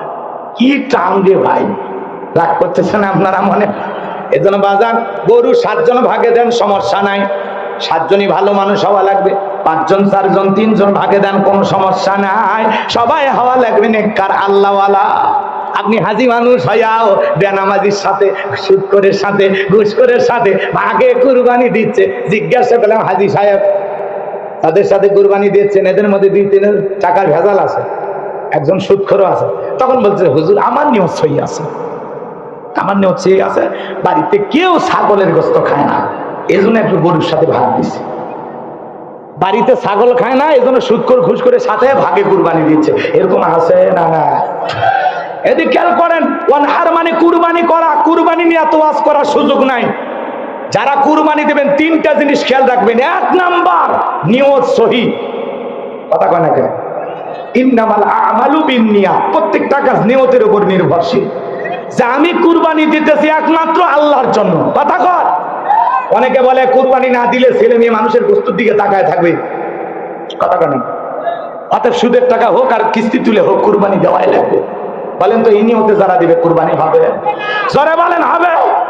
হুজুর ওয়াজ করেছে কুরবানির পশুর পশমে পশমে সব, তার পায়ের খুর, মাথার শিং, এগুলো পর্যন্ত আল্লাহ তাআলা আমল নামায় তুলে দিবেন মিজানের পাল্লায়। এত সবের কথা শুনে একজনের মাথা ঠিক নাই। কুরবানির আগে রাত্রে পাশের গ্রামে যায় একটা গরু চুরি করে নিয়ে আসতেছে। ইমাম সাহেবের সাথে দেখা, ইমাম সাহেব বলতেছে ভাই কার গরু? কয় আপনি সবের এত ওয়াজ করছেন, কুরবানির আল্লাহ এত ফজিলত, এত সব দিয়েছে, গরু না মানে আমি গরিব হতে পারি তাই বলে কুরবানি মিস করবো? এই জন্য নিয়ত করছি পাশের গ্রাম থেকে একটা চুরি করে নিয়ে আসছে। হুজুর বলতেছে ভাই চুরি করে কুরবানি দিলে হবে? তখন বলে হুজুর যে সবের কথা শুনেছেন ওই সব আর চুরি করার গুণে 2টা যাবে কাটাকাটি, মাঝখানে গোস্ত খাওয়াটা ভাও। এই ধান্দায় যদি আপনি কুরবানি দেন হবে? কথা কন নাকি আপনারা? কেউ যদি চুরি করা গরু কুরবানি দেয় ওটা যেমন হবে না, হারাম টাকা দিয়ে হজ করলে যেমন হবে না। আবার যুবকেরা অনেকে প্রেম করে আর বলে হুজুর আমি একটা মেয়েকে পছন্দ করি, কিন্তু আমি তাকে প্রেম করি, তাকে ভালোবাসি, অনেক লাইক করি, মহব্বত করি, ঘরের বউ বানাবো, এই নিয়তেই প্রেমটা করতেছি। কথা কেন? মানে মেয়েটাকে বিবাহ করবে এই নিয়তে প্রেম করতেছে। আপনারা বলেন তো কেউ যদি চুরি করার টাকা জমায় যে আমি চুরি করতেছি এই টাকা দিয়ে হজে যাবো, চুরির টাকা দিয়ে হজে গেলে কবুল হবে? চুরি করা গরু দিয়ে কুরবানি দিলে হবে? চুরি করা গরু দিয়ে যেমন কুরবানি দিলে হবে না, ডাকাতির টাকা দিয়ে হজের নিয়ত করলে যেমন হবে না, প্রেম করতেছেন বিয়ে করার আশায়, এই বাটপাড়ির প্রেমও চলবে না। আরাম সম্পর্ক করে আর বলে হুজুর প্রেম করতেছি, আমার প্রেম পবিত্র প্রেম। ওরে শয়তান, প্রেম আবার কিসের পবিত্র? যে কোনো অবৈধ সম্পর্ক সব হারাম। কথা বলে মেয়েকে পছন্দ হয়েছে ডাইরেক্ট ওর বাপ কাকে রাজি করা, চাচা মেয়ে আপনার একটা মেয়ে আছে দেখে ভালো লাগছে মাশাআল্লাহ, যদি রাজি থাকেন আব্বা দিদি খবর পাঠায়। কথা কয় না কেন? মুরব্বি ঠিক করবে, তুমি মাঝখানে কেন? কথা কন না কেন? আল্লাহ যুবকদের হেদায়েত দান করুক, জোরে বলুন আমিন। তাহলে যারা কুরবানি দেবেন 1 নাম্বার নিয়ত সহি যে কুরবানি একমাত্র কার জন্য? জোরে বলেন কার জন্য? আপনি কয় লাখ টাকার গরু দিলেন আল্লাহ ওইটা দেখে না। অনেকে 2 লাখ 5 লাখ টাকার গরু নিয়ে এসে রাস্তার বেঁধে রাখে, কয় কার কুরবানি? কয় তালুকদারের। তালুকদার সাহেব আপনি ঠকেন না, জিতছেন। তালুকদার কয় আমি ঠকার মানুষ, পিছনে যে রানটা দেখা যায় ওই 1 রানে তো 4 মণ গোস্ত হবে। যারা কুরবানির পশু কিনে নিয়ে এসে কোথায় কি পরিমাণে গোস্ত হবে হিসাব নিকাশ করে, এদের কুরবানি কবুল হবে? আল্লাহ বলেন ওয়ালা কি ইয়ানালুহুত তাকওয়া মিনকুম।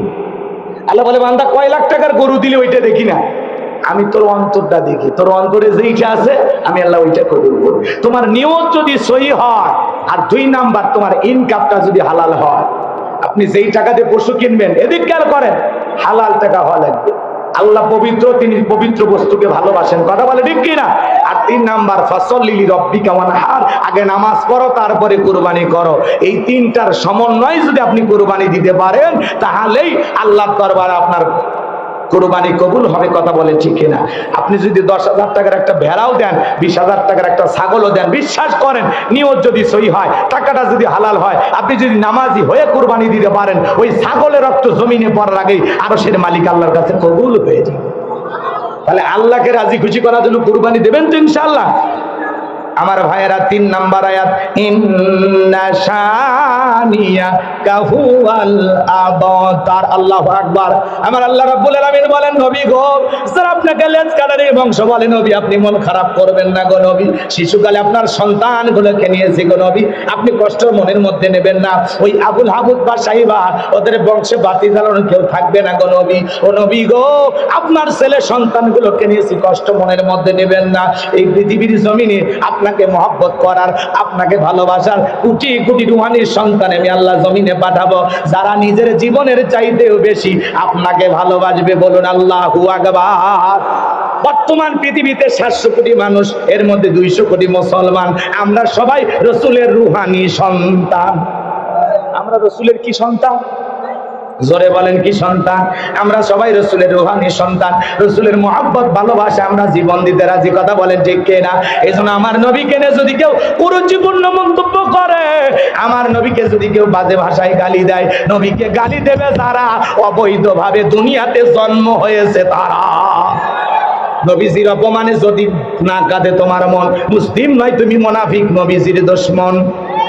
নবীজির অপমান সইবে না রে মুসলমান। নবীকে গালি দিয়েছিল ওলীদ বিন মুগীরা, অকাট্য ভাষায় বিশ্ব নবীকে গালিগালাজ দিয়েছে। বলেন তো বাজান, এই পৃথিবীর সবচাইতে সুন্দর মানুষটির নাম কি? মুহাম্মদ রাসূলুল্লাহ সাল্লাল্লাহু আলাইহি সাল্লাম। যে নবীর চরিত্রের সার্টিফিকেট আল্লাহ দিয়ে বলেন, ওয়া ইন্নাকা লাআলা খুলুকিন আযীম। নবী বলেন, তুই তো পবিত্র মহান চরিত্রের অধিকারী। আযীম আরবিতে এমন একটি শব্দ যার গভীরতা মাপা যায় না। এই পৃথিবীর সবচাইতে সুন্দর মানুষটির নাম মুহাম্মদ রাসূলুল্লাহ সাল্লাল্লাহু আলাইহি সাল্লাম। যেই নবী 63 বছরের জিন্দেগিতে একটি মিথ্যা কথা বলেন, এমন বিশ্ব রেকর্ড পৃথিবীর আর কোন নেতার আছে? সেই নবীকে নেতা মানতে রাজি আছেন তো ইনশাআল্লাহ? সেই নবীকে গালি দিতেছে ওলীদ বিন মুগীরা, অকাট্য ভাষায় গালিগালাজ দিতেছে, নবীকে গালি দিচ্ছে। নবী সহ্য করলেও আসমানের মালিক আল্লাহ সহ্য করলেন না। আল্লাহ আয়াতে কারিমা নাজিল করে বলেন, উতুল্লিম বাদা জালিকা জানিম। নবী গো, এই ওলীদ বিন মুগীরা আপনাকে গালি দেয়, কারণ হলো এ হলো পিতৃ পরিচয়হীন জারর সন্তান। কথা বল নাকি? একটা জারর সন্তান, একটা বাস্টার্ড। ওলীদ বিন মুগীরা বলতেছে, নবী এত বড় কথা আমার জন্মের ঠিক নাই, আপনি থাকেন, আমি আমার মায়ের কাছে যাই। ছেলেটা বৈধ না অবৈধ জানে কে? ফ্যাক্টরির মালিক। কষ্ট হচ্ছে আপনাদের? মন খারাপ করবেন না মা, জানবো আমার। এইবার ওলীদ বিন মুগীরা তার মায়ের কাছে চলে গেছে। তার মা বৃদ্ধ মহিলা, নাম ছিল ঝর্ণা। ডেকে বলে, মা করবি না কোনো তাল বাহানা। বিশ্ব নবী আমাকে বলেছেন উতুল্লিম বাদা জালিকা জানি। নবী আমাকে বলেছেন আমার নাকি পিতৃ পরিচয় ঠিক নাই, আমি নাকি পিতৃ পরিচয়হীন জারর সন্তান। ওলীদ বিন মুগীরার মা মনে মনে ভাবতেছে, এই গোপন খবর নবী জানলো কেমনে? নবী তো জানতেন না, নবীকে জানিয়ে দিয়েছেন তিনি কে? ওলীদ বিন মুগীরার মা বলতেছে, বাবা আমারও বয়স হয়ে গেছে, আমি মিথ্যা কথা বলবো না। তোর বাবা ব্যবসা বাণিজ্যের কাজে এতটাই ব্যস্ত থাকতো, তোর বাবা ব্যবসা চেনে, টাকা চেনে, কিন্তু তোর মায়ের মন বোঝে না। দেখবেন ভাই যখন বিদেশে থাকে, এলাকায় দেবর আমদানি কমে না বাড়ে, ওরা এসে স্লোগান দেয়, ভাবি ভাইয়া তোমার বর, আমি যে দেবর, ভেবে দেখো ভাবি কার কত দাবি, ভাই গেছে মালয়েশিয়ায়, আমি তো দেশে আছি। কতক্ষণ না কেন সুযোগ পাইলেই ভাবির ঘরে ঢুকে বলে, ভাবি আপনার যে সুন্দর চেহারা দেখে মনেই হয়নি যে আপনার বিয়ে হয়েছে। বিয়ে না হলে ভাবিটা কিস কাকরে বদমাইশ। কথা কন না কেন? মা বোন আছে এলাকায়, মা বোন যারা আলোচনা শুনতেছেন, মা আমি গোলাম রব্বানি অনুরোধ করে যাই, মা দুইটা পুরুষ হইতে 2 কিলোমিটার দূরে থাকবেন। একটা হলো দেবর আর একটা দুলা ভাই। এরা হলো মৃত্যু তুল্য, বিষাক্ত সাপের চাইতেও ভয়ঙ্কর। ভাবি যে ডিজিটাল ভাই, দেবর যদি একবার বলে ভাবি আপনার সিয়ারা পূর্ণিমা ফেল, পরিমণির আপনি বোন, ভাবি সেই খুশি, সেই খুশি, সেই খুশি। কথা বলি খুশির ঠেলায় বলে তুমি শুধু আমার সৌন্দর্যের প্রশংসা করো, তোমার ভাই তো কিছুই বলে না। দেবর আবার দুষ্টমি করে বলে ভাইয়ের কি সেই চোখ আছে? ভাবি যদি নেককার ইমানদার আল্লাহওয়ালা হইতো, ডেকে বলতো কুল্লিল মুমিনিনা ইয়াগুদ্দুনা মিন আবসারিহিম। হে দেবর, আল্লাহ বলেছেন মুমিন পুরুষের দৃষ্টি থাকবে নিচের দিকে।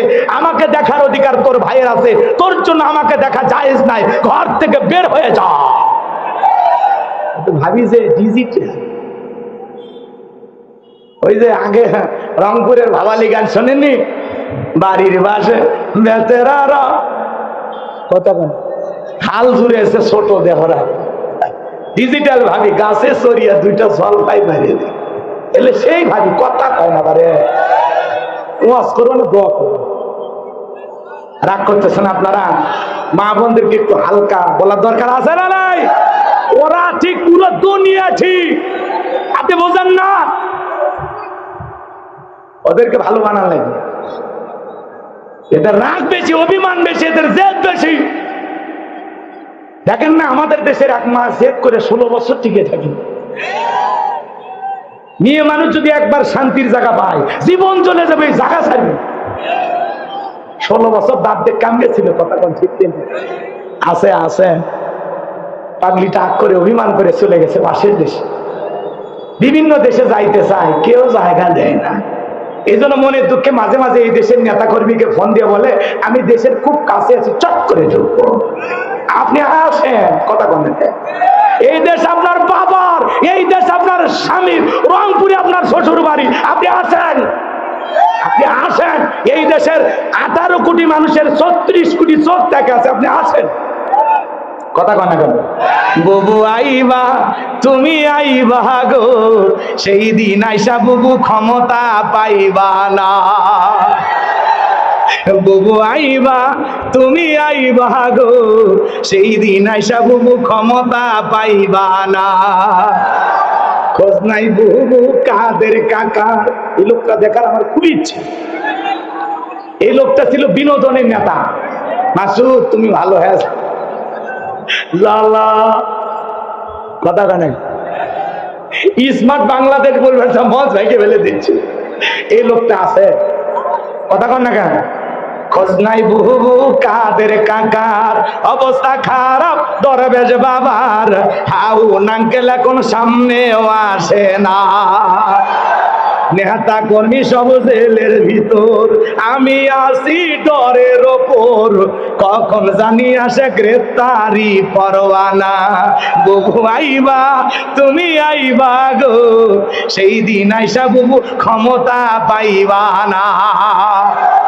হ্যাঁ, ক্ষমতার চেয়ার থেকে নামা সহ, কিন্তু ওই চেয়ারে বসা অনেক কঠিন।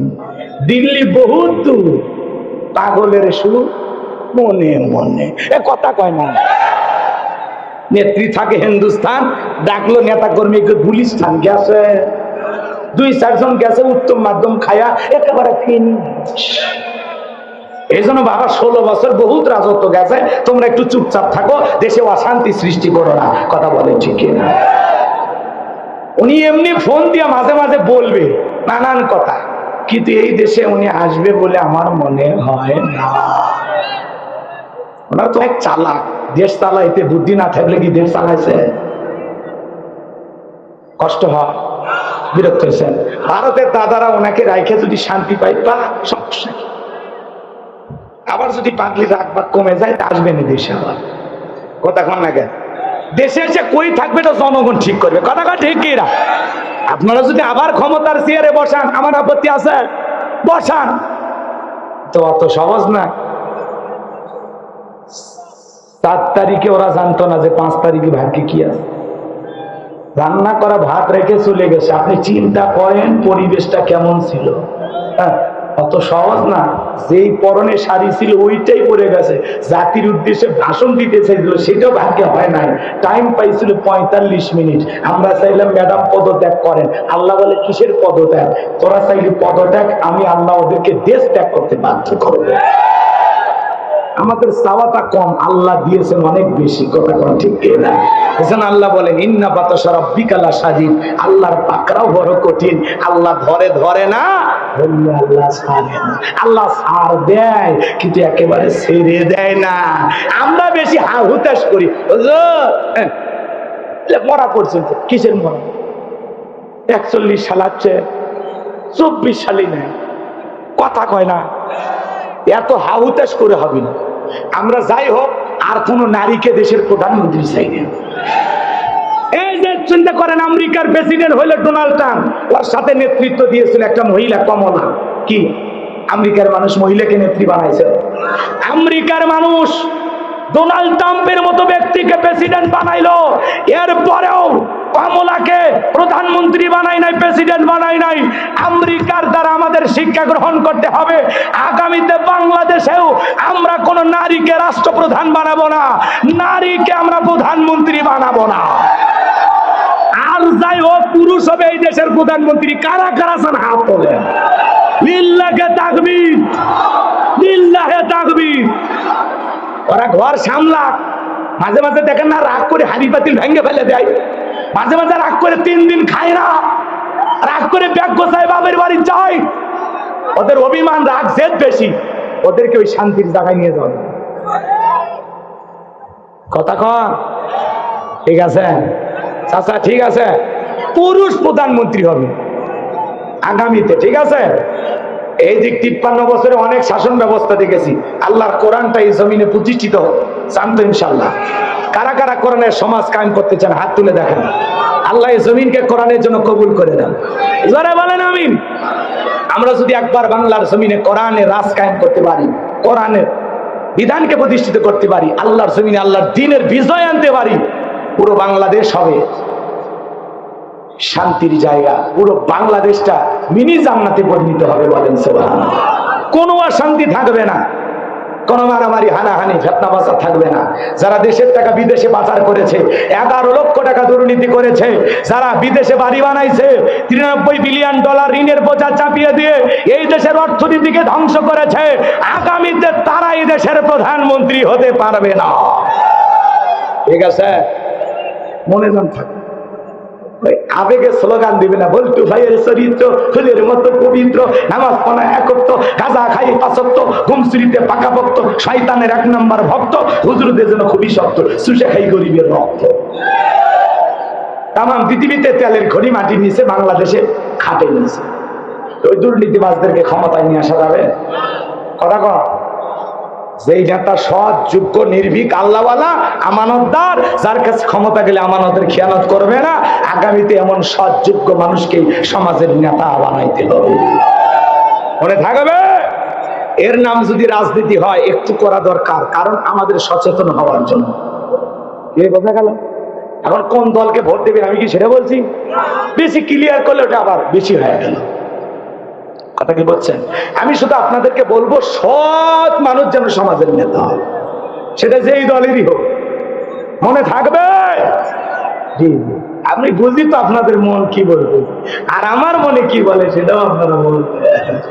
আমার ভাইয়েরা সামনের দিকে যায়, মন খারাপ করবেন না। লম্বা হবে, লম্বা করব না। ওয়ালিদ বিন মুগিরার মা বলে, বাবা তোর বাবা ব্যবসা বাণিজ্যের কাজে এতটাই ব্যস্ত থাকতো, তোর বাবা টাকা চেনে, ব্যবসা বাণিজ্য চেনে, কিন্তু তোর মায়ের মন বোঝে না। মা বলে, যারা আছে না মা, 4টে আমলে 8টা জান্নাতের দরজা খোলা। মা বন্ধের উদ্দেশ্যে কথা কন না কেন? বলবো 4টে আমলে 8টা জান্নাতের দরজা খোলা। 1 নাম্বার হলো নামাজ, 2 নাম্বার হলো রেজা, কথা কন না কেন? 2 নাম্বার রোজা, 3 নাম্বার হলো স্বামীর খেদমত, 4 নাম্বার হলো ফরজ পর্দা।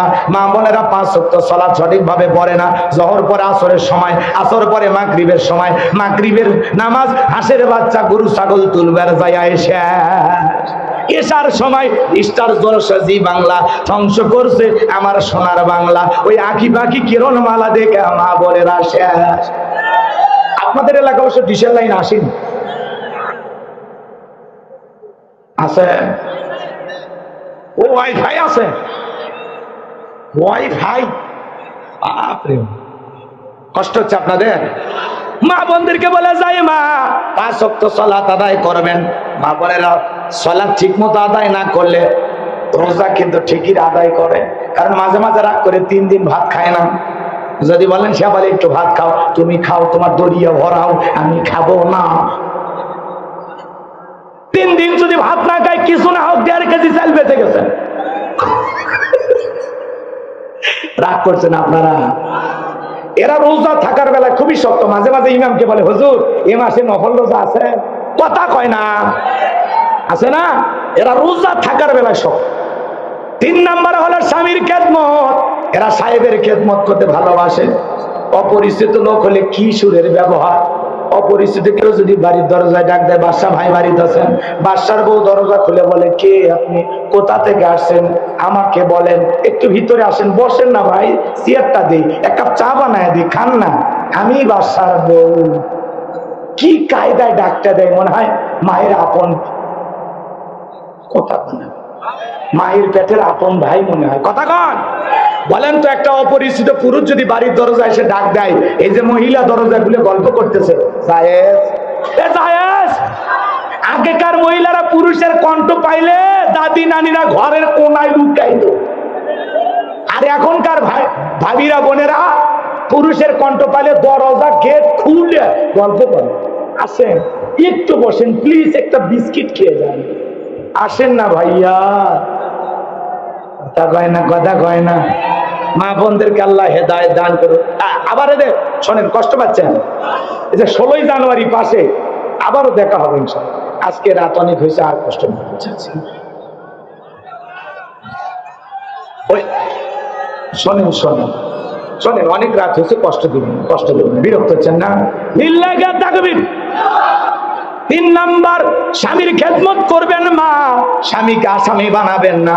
স্বামী হলো আপনার কাছে দামি, স্বামী হলো নারীদের গহনা, স্বামী হলো আপন মানুষ। কথা বলেন ঠিক কিনা? স্বামীর সাথে খারাপ ব্যবহার করবেন না। যেই বউ স্বামীকে গোলাম বানায়া রাখে, সে হলো গোলামের বউ। স্বামীকে গোলাম বানাইলে কি হয়? গোলামের বউ। আর স্বামীকে যদি রাজা বানাইতে পারেন, রাজা রানী হইয়া স্বামীর সংসার করবেন। এজন্য স্বামীর মুখে মুখে তর্ক করবেন না, অতিরিক্ত জেদ দেখাবেন না। মা, একটু সংশোধন হয়ে ধৈর্য নিয়ে সংসারটা করার চেষ্টা করবেন। একবার সংসার ভেঙে গেলে জীবনে আর সুখ খুঁজে পাবেন না। কথা বলেন ঠিক কিনা? আর 4 নাম্বার হলো পর্দা। আল্লাহ তাআলা বলেন, ওয়াকরনা ফি বুয়ুতিকুন্না ওয়ালা তাবাররাজনা তাবাররুজাল জাহিলিয়াতিল উলা। নারীরা তোমরা খবরদার জাহিলিয়াতের যুগের মেয়েদের মতো নোংরা অশ্লীল পোশাক পরে নিজের দেহকে প্রদর্শন করো না। তোমরা ঘরে অবস্থান করো, আর যদি বাহিরে যেতে হয় বোরকা পরে, পর্দা করে তারপরে বাহিরে যাও। একটা নারী যদি ঢিলা ঢালা বোরকা পরে হাত মোজা পা মোজা লাগাইয়া রাস্তাতে হেঁটে যায়, মনের অজান্তে শ্রদ্ধা সম্মানে মাথাটা নত হয়ে আসে। কোন সম্ভ্রান্ত ভদ্র ফ্যামিলির মেয়ে বোরকা ছাড়া বাহিরে যেতে পারে না। পর্দাগুলো নারীর সিকিউরিটি দেবে, পর্দা নারীকে নিরাপত্তা দেবে। পর্দাশীল নারীর উপরে আল্লাহর রহমত নাজিল হবে। পর্দাশীল নারীর উপরে কার রহমত নাজিল হয়? যে নারী বোরকা পরে, পর্দা করে, নামাজ পড়ে, এর পেট থেকে নামাজি সন্তানই জন্ম নেয়। কথা বলেন ঠিক কিনা? যারা উল্টা পাল্টা বিউটি পার্লারের সাজ দিয়া নিজের অঙ্গ প্রত্যঙ্গ মানুষকে দেখায়, ওর পেট থেকে বেনামাজি সন্তান হয়। ক্ষেত ভালো তো ফসল ভালো, মা ভালো তো সন্তান ভালো। আমাকে একটা শিক্ষিত মা দাও, আমি একটা শিক্ষিত জাতি উপহার দেব। মা নামাজি হলে সন্তানও নামাজি হবে। কথা ক্লিয়ার? অনেক কথা আছে, আর ওইদিকে যাব না। বাজান গো আমার, আল্লাহ মা বোনদেরকে ফরজ পর্দা করার তৌফিক দান করুন। খাদিজা ফাতেমার উত্তরসূরি হিসেবে কবুল করুন। জোরে বলুন আমিন। এইবার জান্নাতীকে বলে, বাবা রে, বাড়ির আশেপাশে তোর চাচা গরু গুণ করতেছিল, তারে দিয়ে ভালোবাসা বিনিময় করেছিলাম, যার ফলে তোর জন্ম হয়েছে। নবী যে তথ্য দিয়েছে 100% সত্য। আসলে তোর বাপ তোকে জন্ম দেয় নাই, তোরে জন্ম দিয়েছে তোর চাচাই। এজন্য বাজান গো আমার, ফ্রান্সের লোকেরা মাঝে মাঝে কার্টুন বানায়া নবীজিকে বিকৃতি করার চেষ্টা করে। কার্টুন বানায়, নাকটা বেঁকা করে কয়েকটা দাড়ি লাগায়, বলে ইনি মোহাম্মদ। জোরে কন্যা উজবিল্লাহ। আমার নবী কি দেখতে কার্টুনের মতো? আমার নবীর ছবি কি দুনিয়াতে আছে? জোরে বলেন আছে? আমার ভাইয়ারা, এই পৃথিবীর সবচাইতে সুন্দর মানুষটির কার্টুন প্রদর্শন করে ওরা। ফ্রান্সের লোকেরা মাঝে মাঝে নবীকে কেন গালি দেয়? এইবার বিশ্বের 228টা রাষ্ট্র নিয়ে গবেষণা করা হলো, ফ্রান্সের লোকেরা কেন গালি দেয়। এইবার জরিপের বের হয়ে আসছে, ফ্রান্সের মহিলারা বিয়ের আগেই বাচ্চা জন্ম দেয়। তাহলে বলেন তো এটা হালাল জাদা না কি জাদা? জোরে কন্যা কে ভয় পাচ্ছেন আপনারা? বাজানগো আমার, নিঃসন্দেহে বিয়ের আগে যে বাচ্চা জন্ম হয় ওটা অবৈধ জারজ সন্তান, বাস্টার্ড। এজন্য নবীকে গালি দেয় ফ্রান্সের মানুষেরা, কারণ ওরা হলো জারজ সন্তান। ভারতের যেই কুলাঙ্গার আমার নবীকে গালি দিয়েছে ওইটাও জারজ সন্তান, ওই কুলাঙ্গারের ফাঁসি চায়। কথা বলে ঠিক কিনা? তুমি আমার বাপকে গালি দাও সহ্য করবো, মাকে গালি দাও সহ্য করবো, আমার দলকে গালি দাও সহ্য করবো, কিন্তু বিশ্ব নবী আমাদের কলিজার টুকরা নবী, নবী কেনে যদি কেউ কুরুচিপূর্ণ মন্তব্য করে, নবীর ফ্যামিলি কেনে বাজে মন্তব্য করে, ওই নাস্তিক বেঈমানকে ধইরা ওর বুকের উপর সইরা ওর জিহ্বা টান দিয়ে ছিঁড়ে কুকুরকে খাওয়াই দেব। নবীজির অপমান মেনে নেওয়া হবে না। নবীজির সম্মান ইজ্জত রক্ষা করার জন্য কারা কারা জীবন দিতে প্রস্তুত, হাত তুলে দেখা।